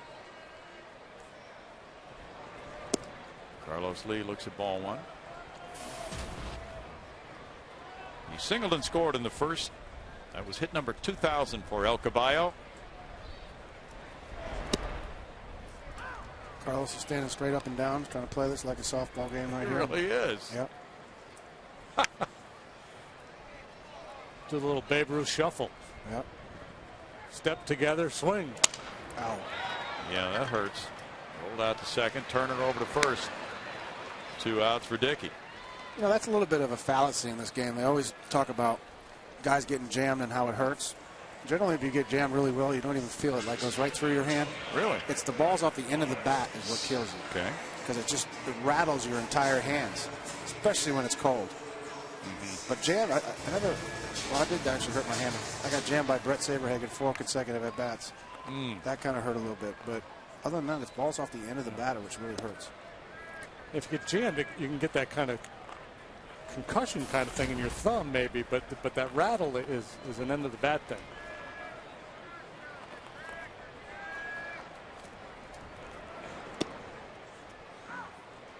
1 ball, 1 strike to Brett Wallace. Had the RBI double in the first. That was his first career RBI against the Mets. Already starting to pitch a little bit, huh, JD? With his knuckleball and his little slider like he threw the other inning and a fastball.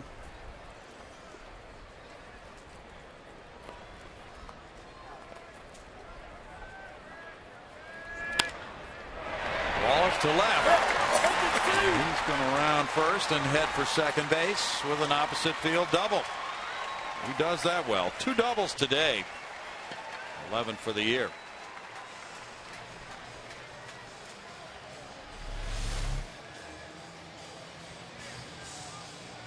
And you see the shift employed by the Mets was right way off the line down there at third base. Playing his normal position, he might make a play on that ball.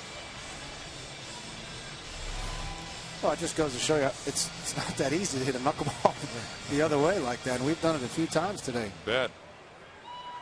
Chris Johnson did it last time up. He singled to center. The bouncer over the mound, his first at bat. 2 for 2 for Chris. CJ didn't mean to, though. Strike 1. But we'll take it. Always better to be lucky than good. You know that. 9 hits for the Astros to 4 for the Mets.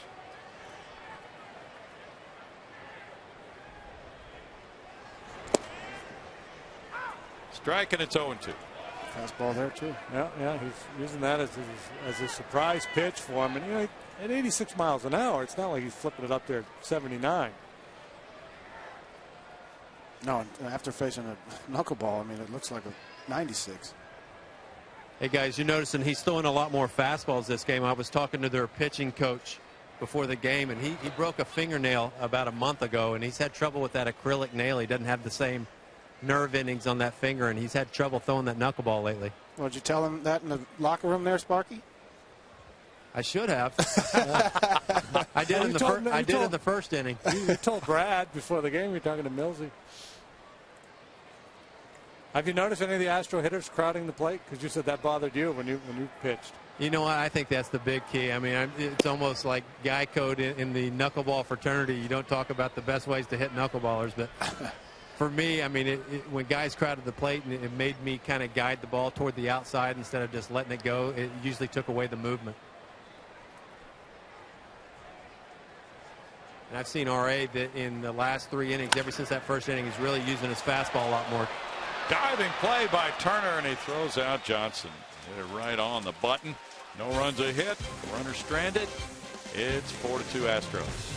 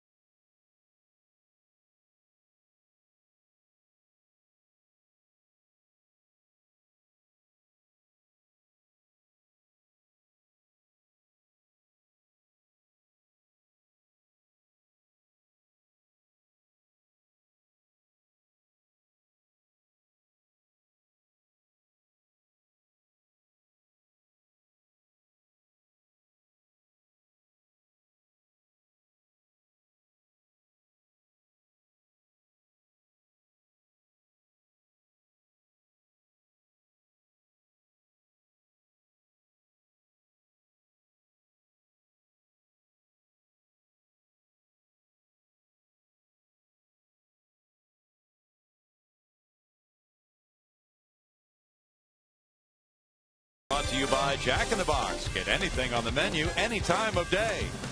By AT&T, rethink possible. By Gullo, treating you like family. Spectacular day in downtown Houston. It's 4-2 Astros. Going to the 6th inning, and Jay Happ works to Jason Bay, who has a walk and a strikeout on the card today.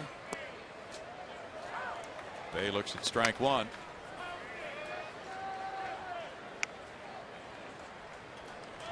.89 pitches for Happ. Now make it number 90, was just thrown by Happ. Skips that one by the catcher, and it's a 1-ball, 1-strike count. There you go, Brownie. That ball bounced right back to the catcher.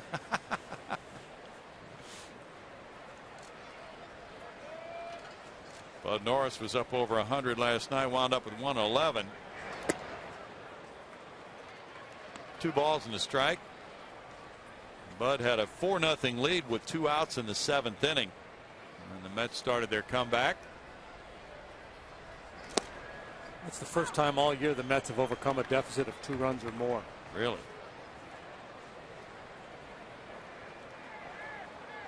They've been playing pretty good ball earlier. They were 5-13. We saw them in New York. You got Bay back. He hasn't done a lot, but just throwing him back in the lineup certainly helps. If they could get Bay and Wright both going, that could really help their club. Good luck catching the Phillies. Yeah. And the Marlins are playing great baseball. They're getting some great pitching. Sure are. They won today 1-0 at Washington. 8 shutout from Anibal Sanchez. The only run of the game, a Mike Stanton home run. 7 for Stanton. And a walk for Bay, leading off the 6th. Josh Johnson's got to pitch somewhere along the line over there. Not bad. 3rd walk for Happ. And if you're Brad Mills, you had a 4-run lead, down to 2. Leadoff walk to start this inning. Probably love to see a double play ball here to reverse that trend. Paulino's 0 for 2, 2 fly balls. It's a good candidate right here.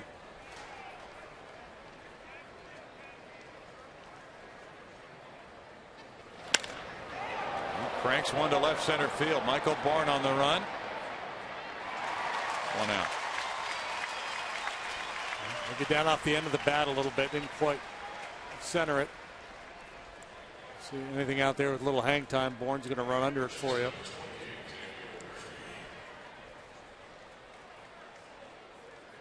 Daniel Murphy hit a line drive homer in the 4th. He's 1 for 2.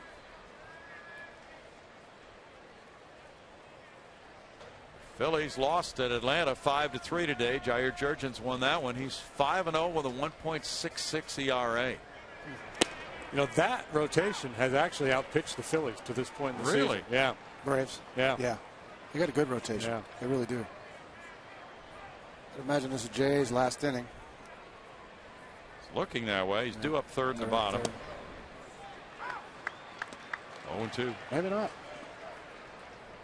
The Astros, when they have the lead after 7 innings, have a record of 10-6. Double play ball here. A couple guys on, bunt them over. 1-2 to Murphy. Well, it's very close. Atlanta's starting pitching has an ERA of 3.12. Philly 3.18. Pitched about the same number of innings. That is impressive. And we'll get to see it firsthand Monday and Tuesday. Sure will. You got the probables? Who are we up against over there, Brownie? We have Monday, Brett Myers and Tommy Hansen. Tuesday, Wandy Rodriguez and Derek Lowe. Okay. 100 pitch mark for Jay Happ. He went up to 113 2 starts ago in Cincinnati. And I think, you know, Brad Mills, the way his bullpen has struggled, he's going to ask a little bit more from his starters. Get as many outs as possible from the starters before he makes that move to the bullpen when protecting a lead. Manage a little bit differently if you're trailing in a game, but when you get a chance to win one, that's when you want to have your best guys out there. Foul pop up. Johnson over. I'll tell you guys when I was most nervous at the ballpark. When's that? Well, I took my daughters about 2 weeks ago to a game on Sunday, and I was sitting down here behind the fence here. If a foul ball came my way, really, there was going to be way too much pressure to make me catch it. That's true. And if I dropped it, it would be everywhere that I missed a foul ball. That's a good point. I really was nervous. I was going to let my oldest daughter, Bryce, catch it. I think we got a shot of you that day. Did you? Yeah. Scott Harrison's That's true. That is there. a certain amount of pressure. That's it.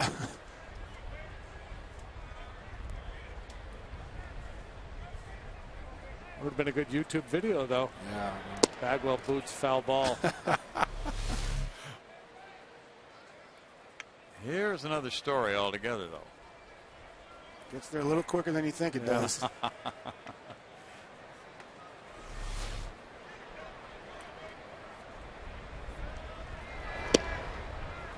was going to pretend like I didn't see it. Probably that would have been my best job. 2-0. There was nobody around us, though. That was the problem. Joe Blanton lost that game for the Phillies today in Atlanta.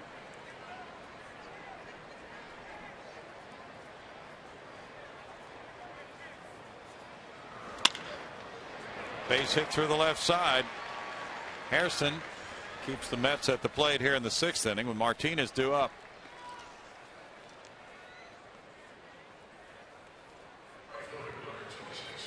Two on now, and Martinez has a double in 2 trips.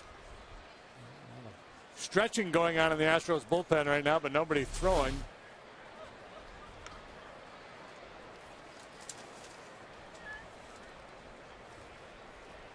Terry Collins has sent a pinch hitter out to the on-deck circle.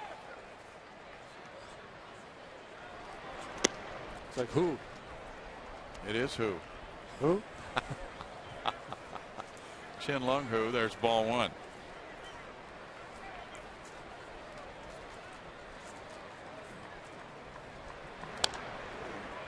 One ball, 1 strike. There's a play. That guy in the orange hat made a whale of a play.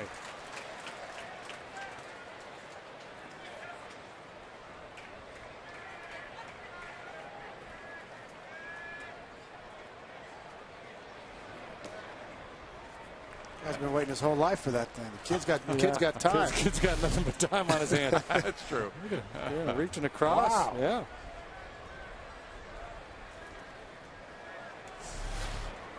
Never mind giving it to the kid. You saved the kid. Yeah. I think they're all together, though. Okay. Maybe it's a family ball. Yeah. Wilton Lopez is getting loose now for the Astros. 2-2. There's Lopez. Fernando Martinez at the plate, 22 years old. The Mets signed him in 05 as a free agent. Gave him a $1.2 million signing bonus, but it's been difficult to keep him on the field with the number of injuries that he's had down through the years. Good looking player, though. Big home run last night. Pinch hit home run. Farmer's to his left. Takes care of the third out. No runs, one hit, 2 men left. 4-2 Astros in the 6th.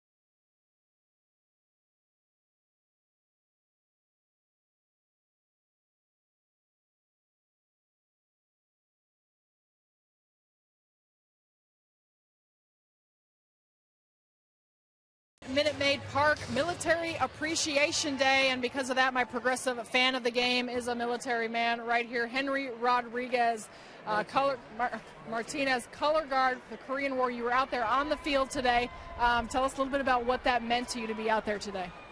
It meant a lot to us because we always volunteer to help the veterans, and we don't want the veterans to be forgotten, and we call and honor all veterans every year. We've been doing this for 14 years. Since the Astros Dome, and we really appreciate the Astros inviting us every year. And we're going to continue doing it until we can't make it anymore. It's just like the World War II veterans, they've faded away. I mean, World War I. Opposite field homer Bill Hall into the Astros bullpen. Unloading number 2 of the year to make it 5-2 Astros now. That's the moment those veterans are cheering, Patty. Yeah, I think that one was done for our military personnel right here. And I know you've been, Henry, an Astro fan since long before they were the Astros. That's right. When the Coke 45 started, I remember that they started, the first game they played was against the Chicago Cubs. And believe it or not, we won the first 3 games, and when they got into the Major League Code 45s, I remember them very well. And I've been a fan all our life. My whole family has and everything. And we really appreciate the Houston Astros here. And I'm glad that we have them here. It's better than not have none at all, tell you the truth. People, please come to the game. All right, I know you've got your family behind you. Thank you so much for your service, for all you've done. You are a progressive fan of the game. I'd like to give you that, and we appreciate that all that you do. Thank you very much. All right, guys. Thank you, Patty. Now Matt Downs is going to pinch hit for Jay Happ. After Quintero grounded out, Downs at 256 with a homer, has driven in 7. Lopez has been warming up in the bullpen. Abad is now warming up. There's a strike to Downs. Happ in 6 innings allowed the Mets 5 hits, 2 runs. He walked 3, fanned 4. Very, very impressed today with the Astros hitters going the other way. So many guys have taken the ball the other way, and obviously we saw a home run there to opposite field by Billy Hall. Just a great approach today. Ryota Igarashi and Michael Connor for the Mets. Just about every hit has been up the middle or the other Yes. way. And Wallace had pulled that one ball down the first baseline, but for the most part, it's very easy middle or other way. with a knuckleball just to roll over because it's not going as fast. Downs with a drive to left. And could this be? Yes, Matt Downs has made it a second home run of the inning. Well, you can pull it if you're going to do that.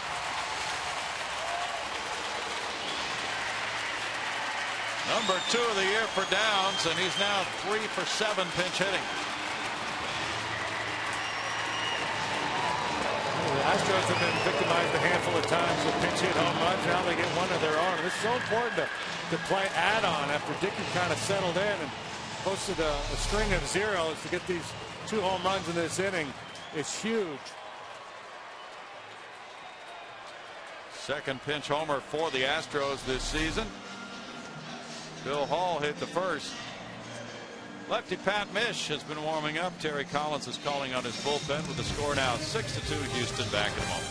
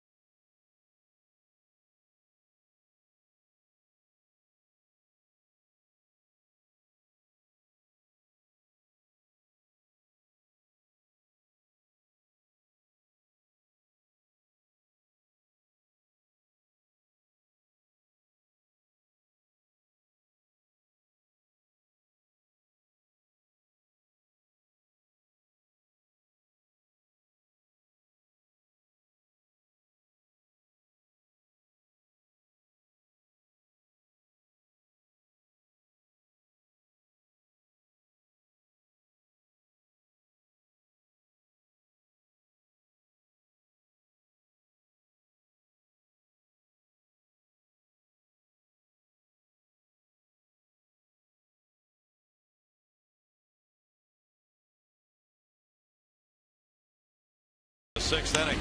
Bill Hall hits number 2 of the season into the Astros bullpen in right center field to make it 5-2.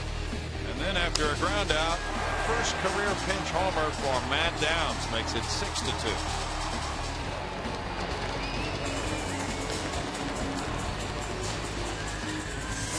Careful, going to separate somebody's shoulder with that high five.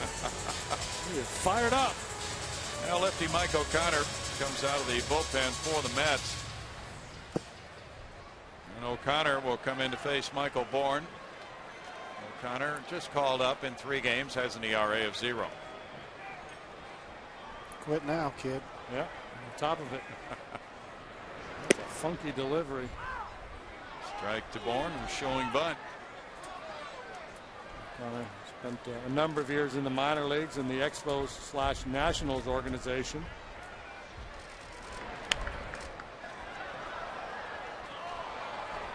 Seventh round pick of the Expos in 2002 out of George Washington University. Got to have some academic chops to get into that school. You know it. Guess that's why I didn't apply. O'Connor had not been in the big leagues since 08 until this year. 1 ball, 2 strikes. In his career, lefties have hit .239 off O'Connor. 21 games for the Nationals in 06, handful more in 08. And all minor league work until this stint with the Mets. Now the count runs to 2-2 on Bourne. Michael had a couple of hits earlier on this homestand against lefties in the same game. But this is a move a lot of managers are making, bringing in a lefty reliever to face Michael Bourne. And this time it works for Terry Collins. 2 outs. Pretty good slider right there.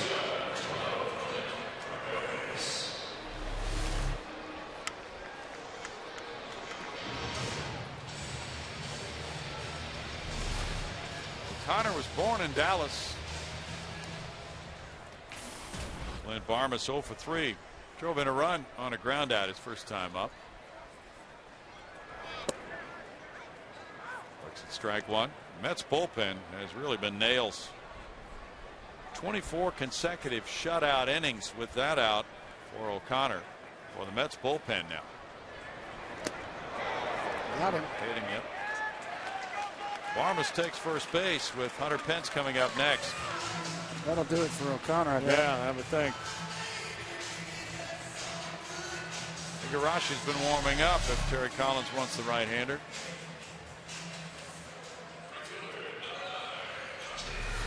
You know, they play the song "Hurt So Good." When you're hitting about 170, you're 0 for 3. It does hurt so good. You feel happy you get a chance to get on base. Call that a salvage. Butter's 15-game hitting streak ended last night. He started a new one today. Strike one to Pence. Connor, I remember seeing him a little bit with the Nationals. Looks to me like he'd be a guy that probably hides the ball pretty well with that funky action he's got. Might be tough to pick him up.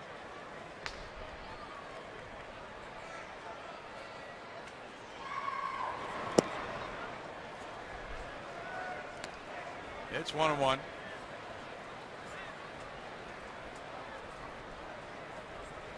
Mets have been playing some pretty good baseball, winning 6 of their last 8. They're 2 games under 500.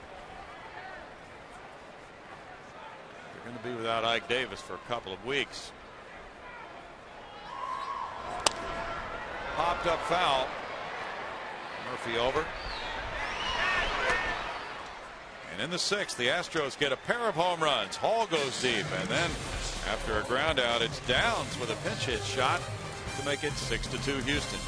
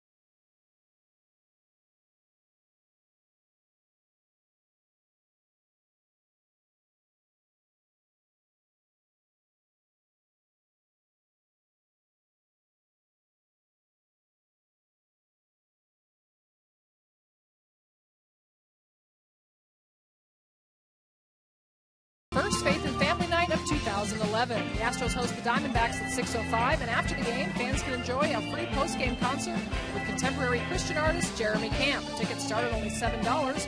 Visit Astros.com tonight. Bill? Thanks, Patty. Fun day at the ballpark here, and another one coming up on that night. Now we have some changes for both these skippers, with the Astros leading at 6-2. Brad Mills goes to his bullpen after Jay Happ in 6 innings allows 5 hits, 2 runs, walking 3, fanning 4 through 110 pitches, 64 of them strikes. Another lefty, Fernando Abad, will be next. Well, Fernando coming off that rough outing in Pittsburgh on Sunday. And he allowed that 3-run blast to Ryan Domet, so that ERA inflated now at 7.5 to go along with a 1-3 record for 19 appearances.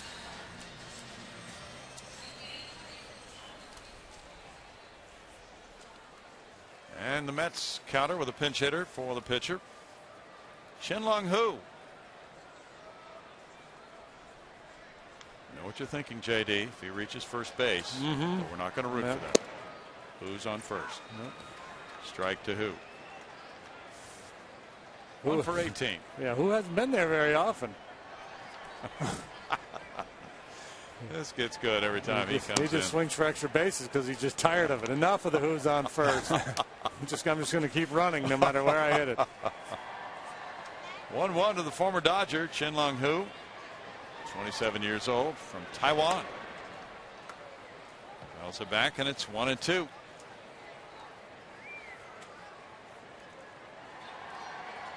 Batting for O'Connor. Dickey in 5 1/3 gave up 11 hits, 6 runs with no walks, 2 strikeouts.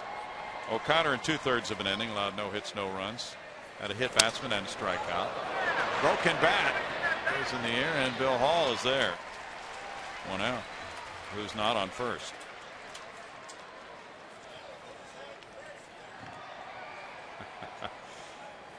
And now with 1 out, it's Reyes.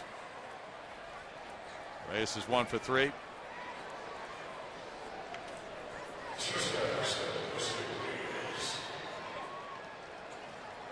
Chance for a bod here to get things going his way again after that rough outing you talked about last time out. That can really wear on a relief pitcher sitting out there night in and night out. Yeah, especially when you got to live with it is one thing, and that's one of the things guys like about relieving is they get that opportunity the next night or a couple of nights later to come in and have a good one and get the bad taste out of their mouth. That has not been the case with Fernando. He's had to live with that one for a while. 1-1. Yeah, for 6 days he has sat out there and has not pitched.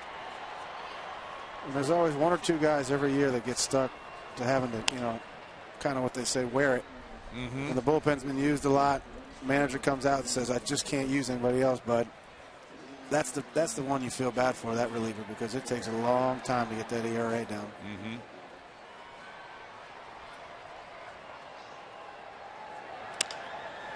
This fly ball hits for left center. Carlos Lee backing. Woo. Oh, man down. 2 outs. What did he do?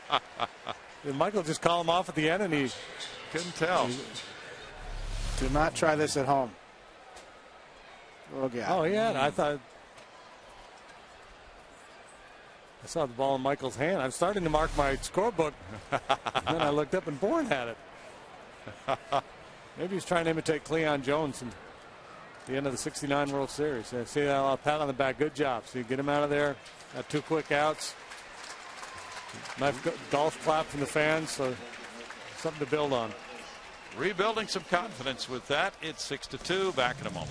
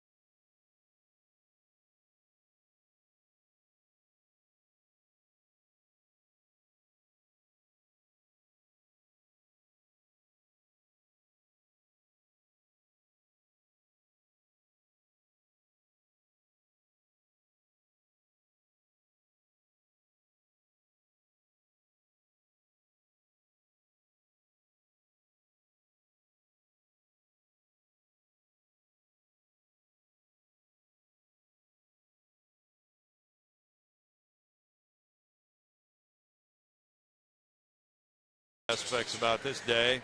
It is a gorgeous day, and the baseball's been fun to watch. 11 hits for the Astros, 5 for the Mets. It's 6-2. Wilton Lopez is 0-1. His ERA is 4.5.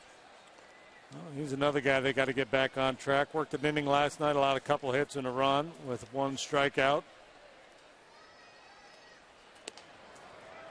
Strike one to Turner.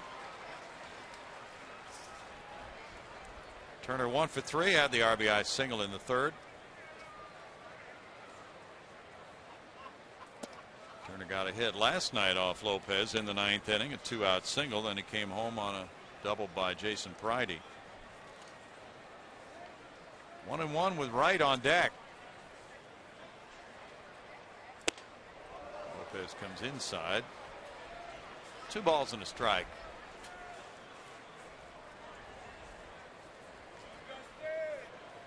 Lopez had 5 straight scoreless outings until last night. Near the right field line, Hunter Pence dashes over for it, loses his cap, slides, foul ball.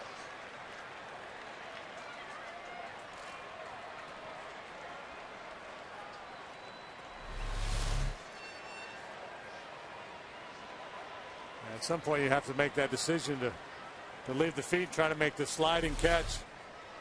Or you're going to go headlong into the stands and maybe spend a month on the DL. Yeah. The only problem with that, even when you slide in, that's a cement bottom there. It's probably maybe 6 inches. You know, you slide with a knee into that can really be a problem. 2 outs in a 6-2 ball game, just slide around it like he did. Oh, good sinking action. He strikes out Turner to win the Mets' 7th inning. 6-2 Astros, middle of the 7th. We'll keep it right here for the singing of God Bless America. Gentlemen, on this Military Appreciation Day here at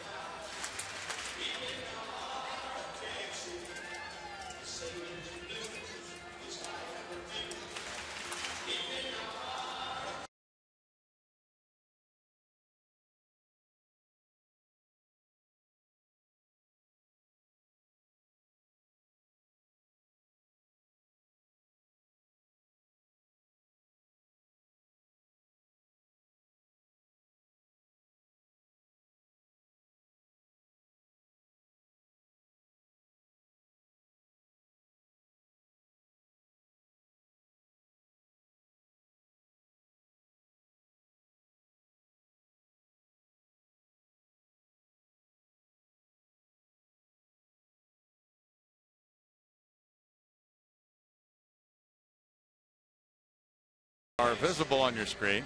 It's 6-2. The Astros lead the Mets. Bottom of the 7th inning, and the fans have really enjoyed it today. That's good. It's a good play. They save a little for later. And they got to see Carlos lead with that first inning single when the Astros got 4 runs on 6 hits. He picked up his 2,000th career hit. How about Darren Etta singing "God Bless America"? Darren Etta, Spain. Yes. Yeah. He works here for the Astros in the community relations department. Ryota Igarashi is the reliever who gives up a line drive to left field, and that is a line drive homer for Carlos Lee. Hit number 2001 is a long ball. The Space Odyssey. I called it. That's right, you did call that. You did. Home run number 4 for El Caballo, and the Astros have hit 3 long balls today. That gentleman in the middle of your screen with a big mustache is Valentin Holomo. He's here every day, isn't he, Brad? Yes, he is. Every day he's out there. We got a business card today from him. That's a good look at it. Now Brett Wallace taps 1 foul, strike 1. On Valentin Holomo's business card, it says, hoping to retire, ain't mad at nobody, ain't running for nothing. And he's just a big Carlos Lee fan. It says no business, no worries, no plans, no money. You can't have any plans if you don't have any money. Yeah, it takes the pressure off right there. Says available for coffee drinking, piddling, and advice given. No appointment necessary. But you got to pay the check. Line shot for Carlos. And for $5, you can have your picture made with a guy with a big mustache. 2 balls and a strike.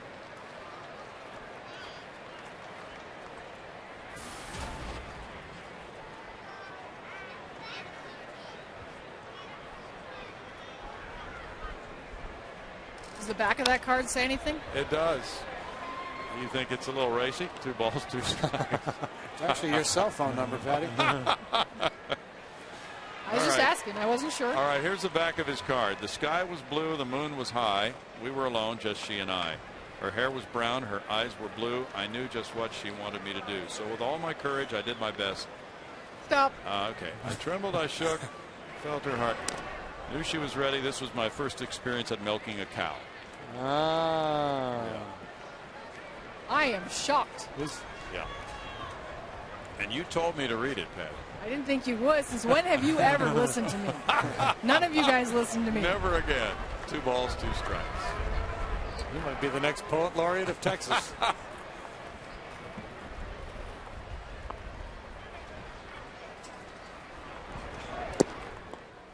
3 balls and 2 strikes to Brad Wallace, who has a pair of doubles today. Drove in a run and scored a run in that 4-run first. The Astros have played out. Yeah, very un-Astro-like with the 3 home runs in this ball game. It is. They were dead last coming into this game with 19 long balls, 38 games. Now a walk. That's the first walk of the day for Mets pitchers. Rashi worked in last night's ball game. Did not look particularly sharp.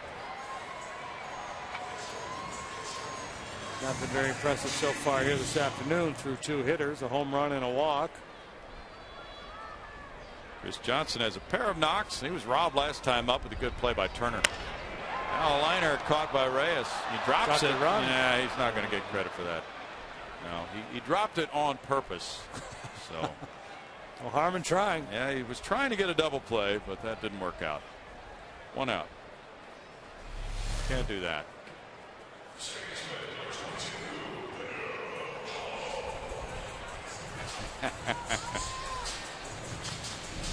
Hey, I'd do it too. If I saw the guy in the batter's box wasn't running, I'd do the same thing. Sure. Used to do it on bunts all the time. Except not touch the ball, just let it. It just hits the ground, but you really can't do that on dirt. That was too high anyway. Bill Hall looks at it. It's ball one. Hall has a pair of hits, 2 runs batted in, including a homer. This is the first time the Astros have hit 3 homers in a game this year. He's hit 4. I don't like that rule. No? I think he should be able to do that. Yeah. I agree with you. Take some creativity, knock it down, take advantage if the guy's not busting it out of the box. Yeah. Well, if it's a different type of line drive, lower, you could let it bounce. The guy on first base might be fast. Mm-hmm. Get the slower guy on first if he is, even if he is running.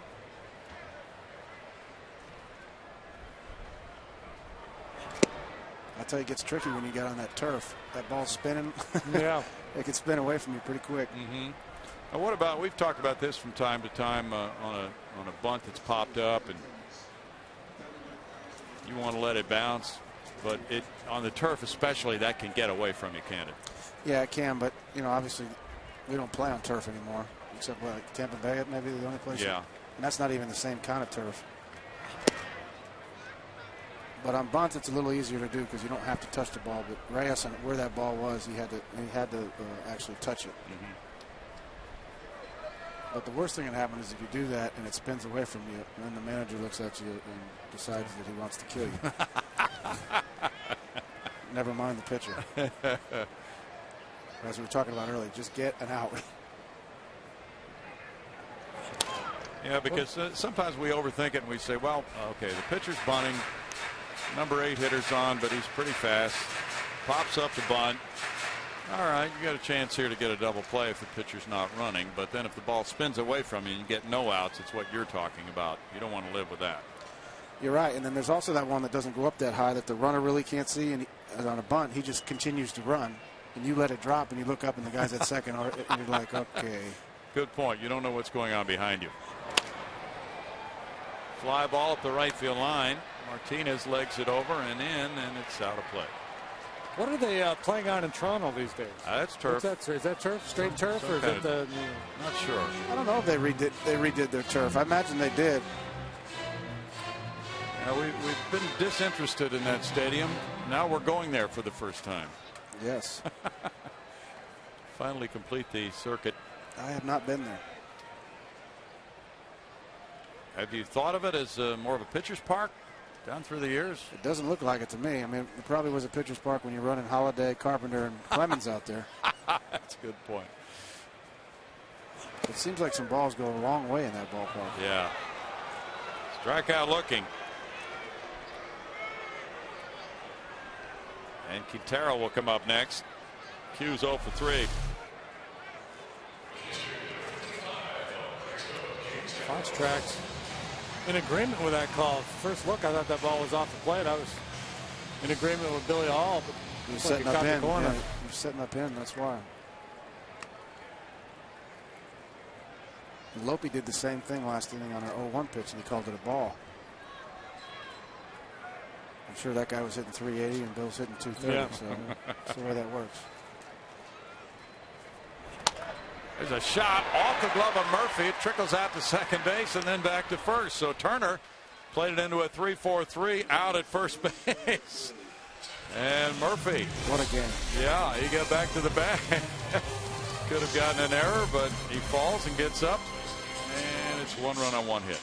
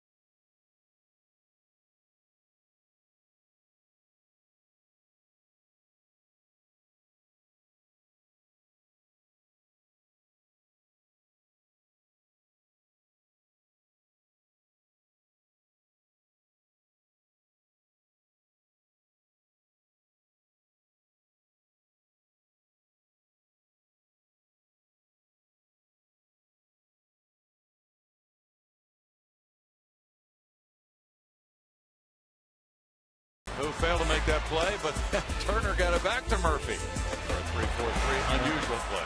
I think he hit his foot. I think he whipped on it and hit his foot and deflected over there like in hockey, you know, and just deflected at the net, and good things will happen. Ryan Bogusevic checks into the game in left field for Carlos Lee, who was 2 for 4, got his 2000th hit, and number 2001 was a homer.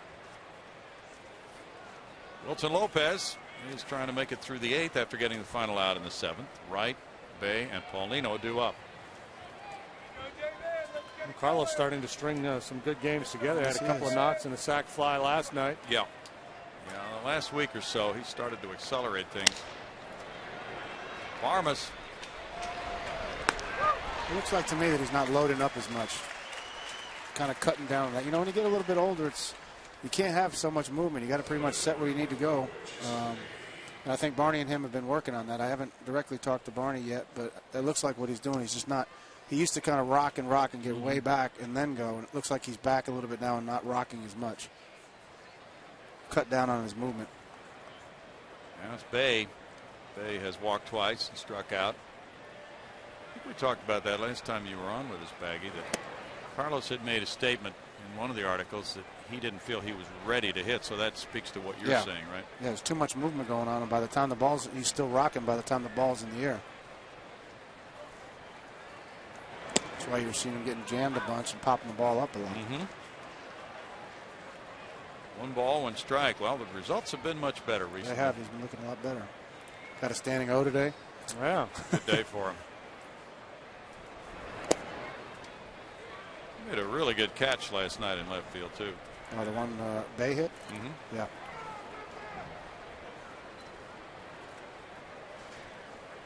Milwaukee leads Pittsburgh 2-1, bottom of the 7th. This is kind of the pattern with Jason Bay. Disciplined, patient hitter, and he seems to be hitting in a hitter's count almost all the time. He's in a lot of deep counts. 3-1. The 3-1 fastball for a home run last night.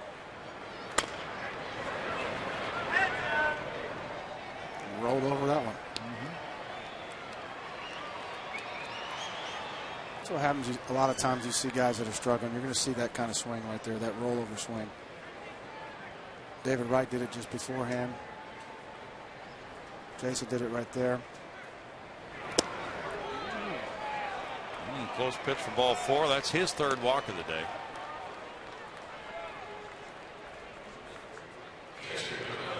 Four for Astros pitchers, and it's Paulino next. Paid attendance is 31,140. Probably goes without saying. It's got to be a tough place to play. Being a Met, you know, I don't know what it's called anymore. It's not Shea Stadium, but Citi Field. Yeah. Farmas to his right. Oh, got a bad hop. He got it on the Hall. That was well played for the force play. 2 outs. Those are good hands right there. Yes. I mean, you got to play across town from the Yankees, which is tough enough. Got a huge payroll. You know, I know New Yorkers, you know, they expect a little bit more out of their ball club, so it's got to be a tough place. TC's already got gray hair, so he'll be okay. Yeah, and that's going to be an interesting thing to watch. You talked earlier about TC, and he was kind of a volatile manager here and how he is mellowed, but, you know, New York can take the mellow out of you in a hurry. That's going to be a real challenge. I think Artie had a full head of hair before he went there. Daniel Murphy's 1 for 3. Ripped a line drive homer in the 4th. That's ball 1. With that walk, Wilton Lopez has now matched last year's walk total. Walked 5 guys all of last year. It's amazing. Willie Harris on deck. 1-1. Cliff Lee and Greg Maddux type stuff. Yeah. Seems to have come back pretty well from his elbow problems. Looks like he's getting a little bit sharper. And that pitch was nowhere close. It's 2-1. Right on cue, he throws one right outside. Yes. Never fails, Baggy. Up I here. know. His velocity's good. You know, his movement is good. It's just a matter of getting locked in. And for the most part, the results have been pretty good, but it just hasn't been quite as sharp with his command. Watch out. 2 balls, 2 strikes. Cincinnati leads St. Louis 5-3. The Cardinals just got 3 in the top of the 8th. John Jay hit his 3rd homer. Ramon Hernandez has 2 to give him 5 for the Reds.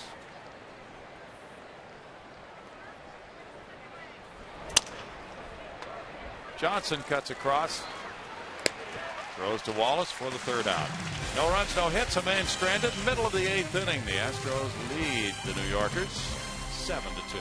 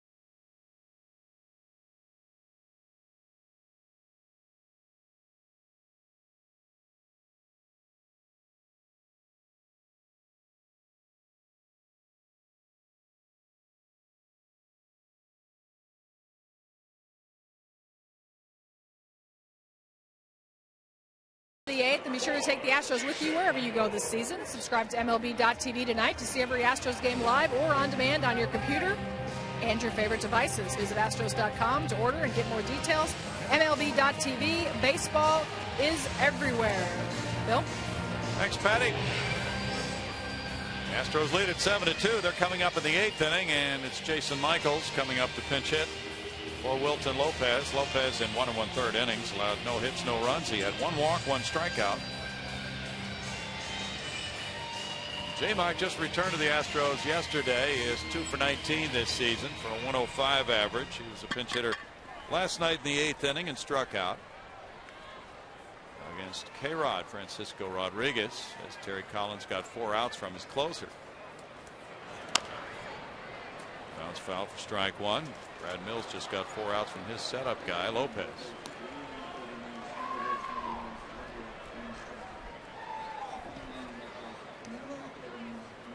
Igarashi gave up the Lee home run in the 7th.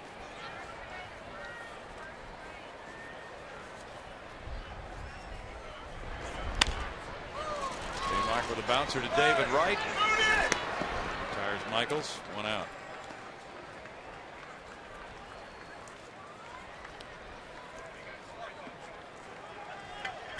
'80s day at the ballpark? Doesn't even look like there's any product in there. No.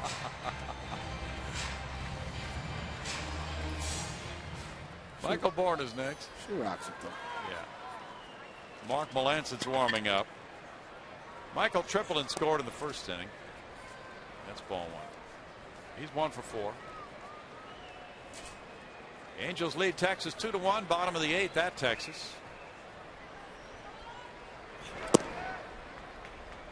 2 balls, no strikes. AL West has been a tight race in the early part of the season. 5 games separating the top team from the bottom. It's 3-0.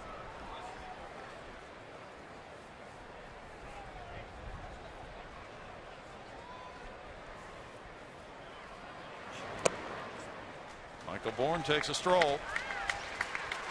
18th walk of the year for Michael. Melancon warming up, and it's Clint Barmas batting.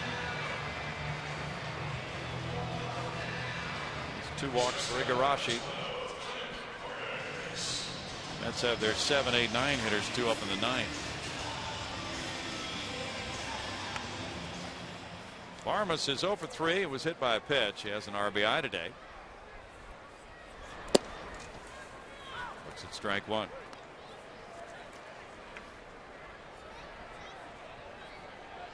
Mets bullpen started the day with a 3.02 earned run average. Foul ball makes it 0-2. Astros ended that long consecutive shutout inning streak for the Mets relievers.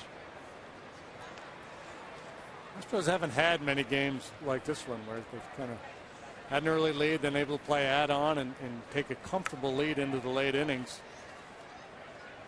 They've won 14 games this year, 8 of those wins by 2 runs or 1 run. Another game, a 3-run lead, was an extra inning game, a 3-run win, I should say. Just haven't had many of these. I hesitate to say garden variety, kind of what feels like an easy win. It's not over yet. Still have to get 3 outs. Yeah, that's been an elusive part of the season so far. 1 and 2. There was a 10-4 win at Cincinnati on the last trip, but playing at Cincinnati, that doesn't seem all that safe. And that certainly goes against the grain of most of the victories this year. 2-2 the count. It's nice to have that explosive quality to the offense, and 4-run first certainly helps the starting pitcher. That's the pattern of the day so far. And then 3 home runs coming later. That's a looping single to right field. Yeah, that was beautiful. Bourne goes first to third. Now Barmas is in on the hit parade. Only Quintero, among the starting 9, has not had a hit. Yeah, a lot of times we get a shot of that guy down at first base after a hit like that, and he's got that sheepish, almost apologetic look on his face. But Clint had a hard time getting it going with the bat, so he's going to take it. He's got no idea where it is. He figured, I didn't hit it very good. It's got to be an out. Yeah, he's looking up. Oh, my God. Look at this. Look at this. It's in the hole. I made a birdie. 13 hits for the Astros. Hunter Pence is 1 for 4. Bogasevic's on deck. Strike 1 to Hunter. Hunter's happy. There's a guy on third base now. Less than 2 outs. Well, he's hit .404 this season with men in scoring position. That's why he's one of the league leaders in RBIs. Yep. 1-1. 31 runs batted in to this point of the season. Pretty good number.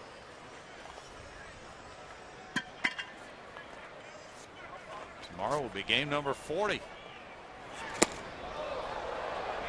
2-1. The quarter pole arriving.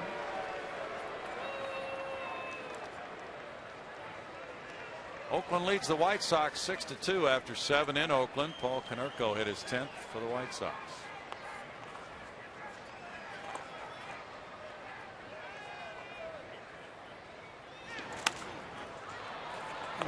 Watched Konerko try and score the other day. Did you guys see that on TV? No. What happened? I just was thinking to myself that I'm faster than Konerko. Good God. It was unbelievable.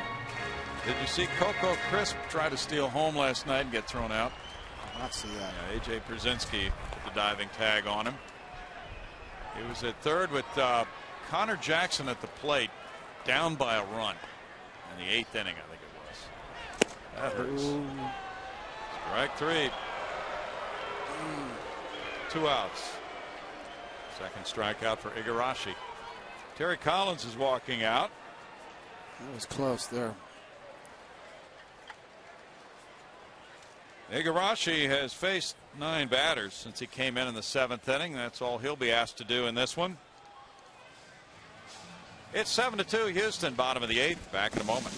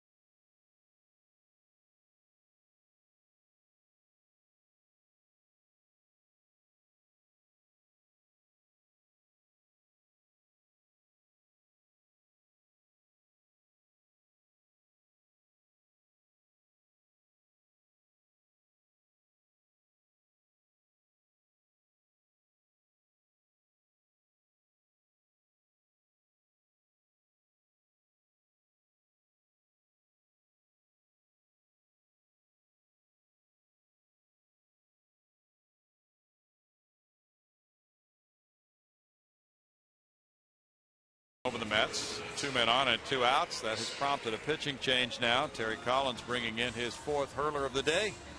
Veteran left-hander Pat Mish. Mish got the win last night. He's 1-0 with a 2.45 ERA in 2 games with the Mets this season. And just 3 2/3 innings of work at the big league level. I've been with their AAA club. He's been up and down on the big league scene for a number of years, but much more time in the minor leagues than in the big leagues. That win he got last night, his first big league win in a couple of seasons. In fact, his last win was against the Astros in the majors in October of '09. Lefty on lefty, Bogusevic is the batter. He's 4 for 12. Has had 1 start, and the other at-bats coming in pinch hitting assignments. He's done well. I'm going to hit him. And the bases are loaded. Armas was hit back in the 6th inning, and now Mish hits Bogusevic. Bases loaded for Wallace. Mish missed the spot by about 2 feet. He did.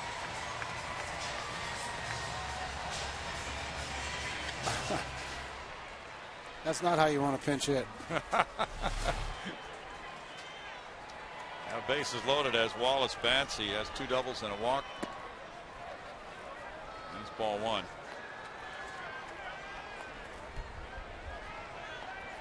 Seven runs on 13 hits for the Astros.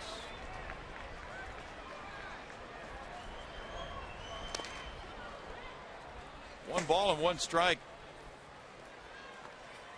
Astros trying to grab the lead from the Mets in the season series. They would go up 3-2 if they win this.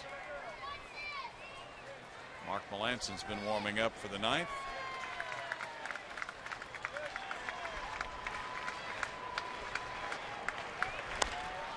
Wallace hits one, and Murphy's there with the throw to Mish just in time.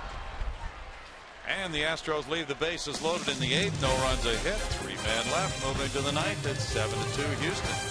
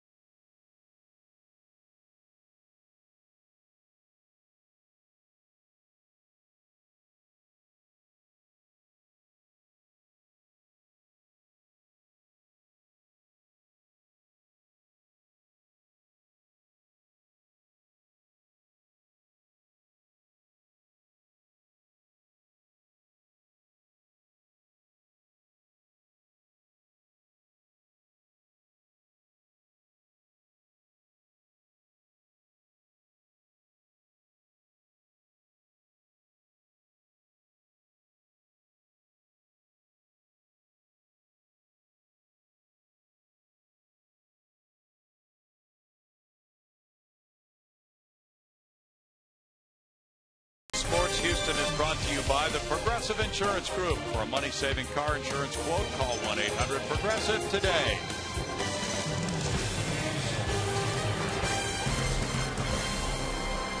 It's a train service that goes from downtown down to the medical center area. Very convenient for a lot of students and people who work in the medical center and come downtown. Mark Melanson comes in. Try to get the Astros through the 9th inning and send them home a winner. They lead it by 5. He's pitcher number 4, and he'll get the 7, 8, 9 hitters with a 3-1 record and a 1.45 earned run average. And he's been pretty much immune from all the problems that the bullpen has had this year. It's been pretty solid for Melanson throughout. He's working for the 22nd time. He's got 3 wins and a loss to go along with that 145 earned run average. But when you're the closer as he is now on a team that's not doing a lot of winning, you don't get a lot of opportunities, get a lot of work. They'll face a pinch hitter, Willie Harris, batting for Hairston. Got plenty of work early on, and now he's been able to rest a little bit. Pitched just a couple of times in the last week. Harris has had 72 at bats with those numbers you saw on your screen.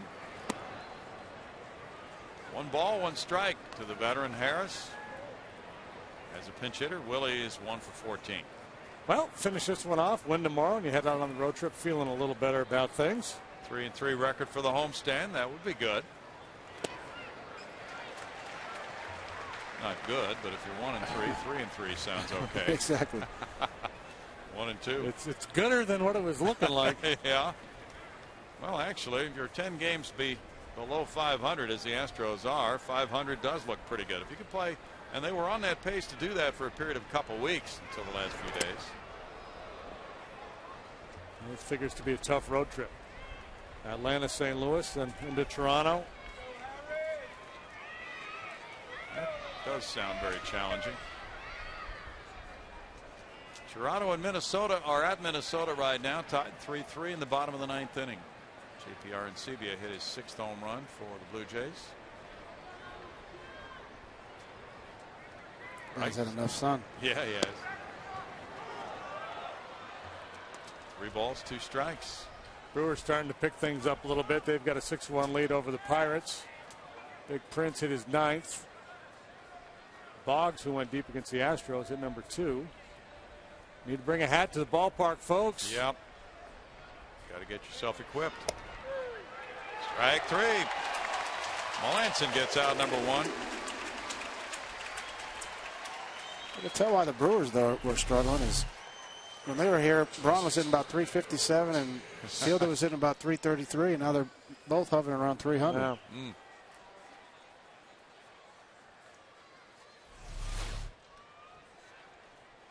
Yeah, there you go. She was ready. Yeah. Fernando Martinez next. It'll be time to break down and buy an Astros cap. It might in the be. shed. Martinez doubled his first time up, 1 for 3. 4. Plan B.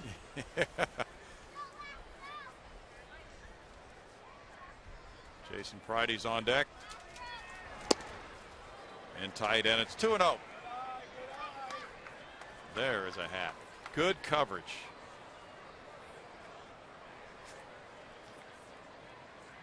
Cueto pitched good for Cincinnati today. What were his numbers? 7 2/3, 3 hits, 3 runs, 5 punch outs, a couple of walks. Took a shutout into the 7th. Now the 8th. Took a shutout into the 8th. And the Reds have added on, now lead that ball game 7-3.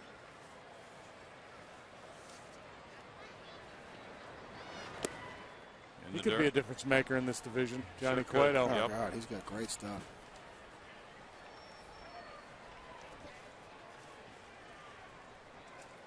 Melanson has strung together 6 scoreless outings.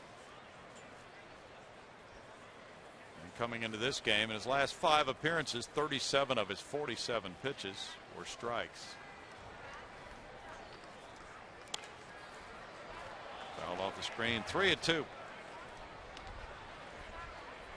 And that's always the challenge when you're winning all the time and you're protecting leads. You don't have any worries about getting your closer enough work. You're worried about keeping him, resting him from time to time. But it's a little bit different in this situation when you're not winning a lot. So you've got to get him out there even in non-safe situations to get some work. But you don't want him to work so hard that he's not available the next day.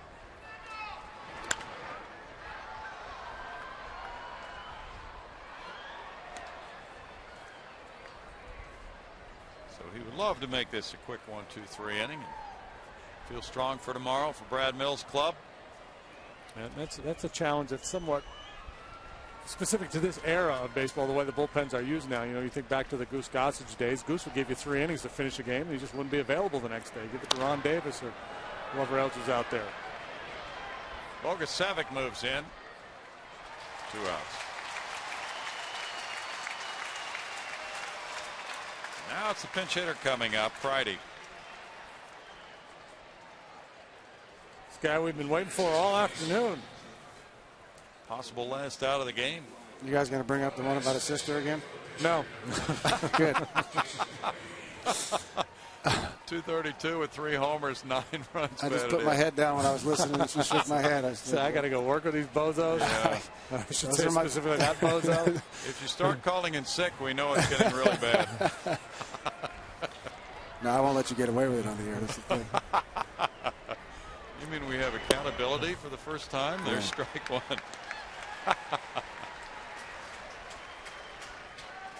Roddy's had 56 at bats. He's 0 for 1 as a pinch hitter.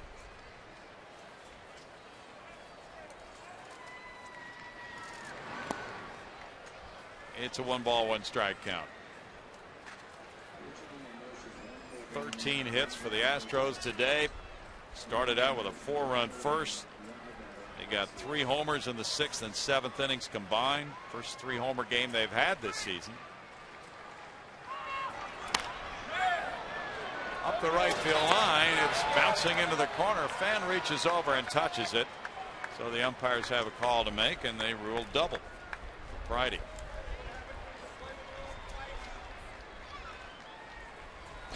Go ahead and say it, Jimmy. That wasn't pretty. That wasn't pretty. That was Friday. Yeah.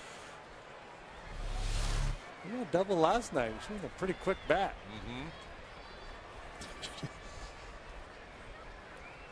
Yeah, he doubled in that run in the 9th inning. 9th inning hitter in this series. Opportunity of a lifetime. And Hunter probably threw it to a little girl, hopefully. He might have, didn't see. I hope he did. Did number 6 for the Mets. Now Reyes 1 for 4.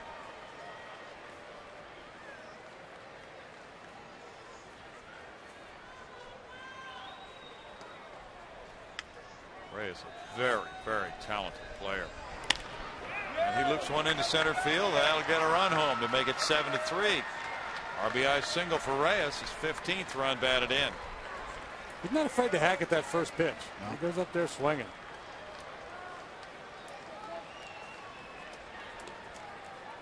That's his speed. He's such a dangerous guy. Not so much in this situation, in this type of game, but he's the kind of guy, because of his speed, you don't want to walk him, so you want to be aggressive early in the count. And he's ready for it. Down towards the hands a little bit, but he got enough of it. Jose Valdez warming up for the Astros. Turner's the batter. Turner 1 for 4 with an RBI. Pulled off that one, and it's strike 1. I'm guessing that goes back to what you said, Jimmy. He doesn't want to throw him too many pitches so you can have him tomorrow. Yeah, I'd love to have him out there to finish the ball game, even though it's not a save, but he doesn't want to overextend him. 0-2.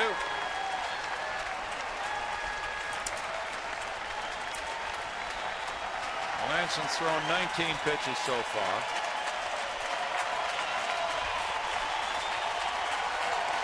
Good crowd. They've had a nice time today. They've gotten a bobblehead, some of them from Chris Johnson. Saw Carlos Lee's 2000th hit and a homer by Lee and a couple other long balls. Jay Happ in 6 innings gave up 2 runs. A lot of things that these folks have enjoyed today at Minute Maid Park.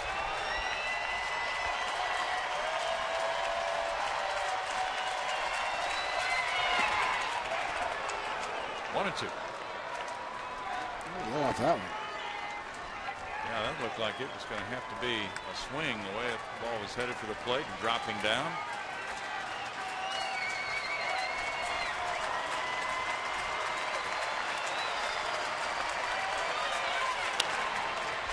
Ground ball, Barmas to his left, throwing to first, and that'll do it as the Astros beat the Mets 7-3.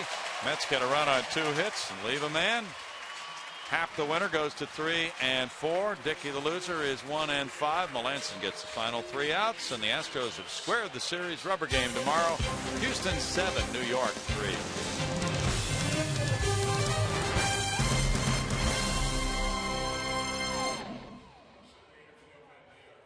Yeah, I'm good.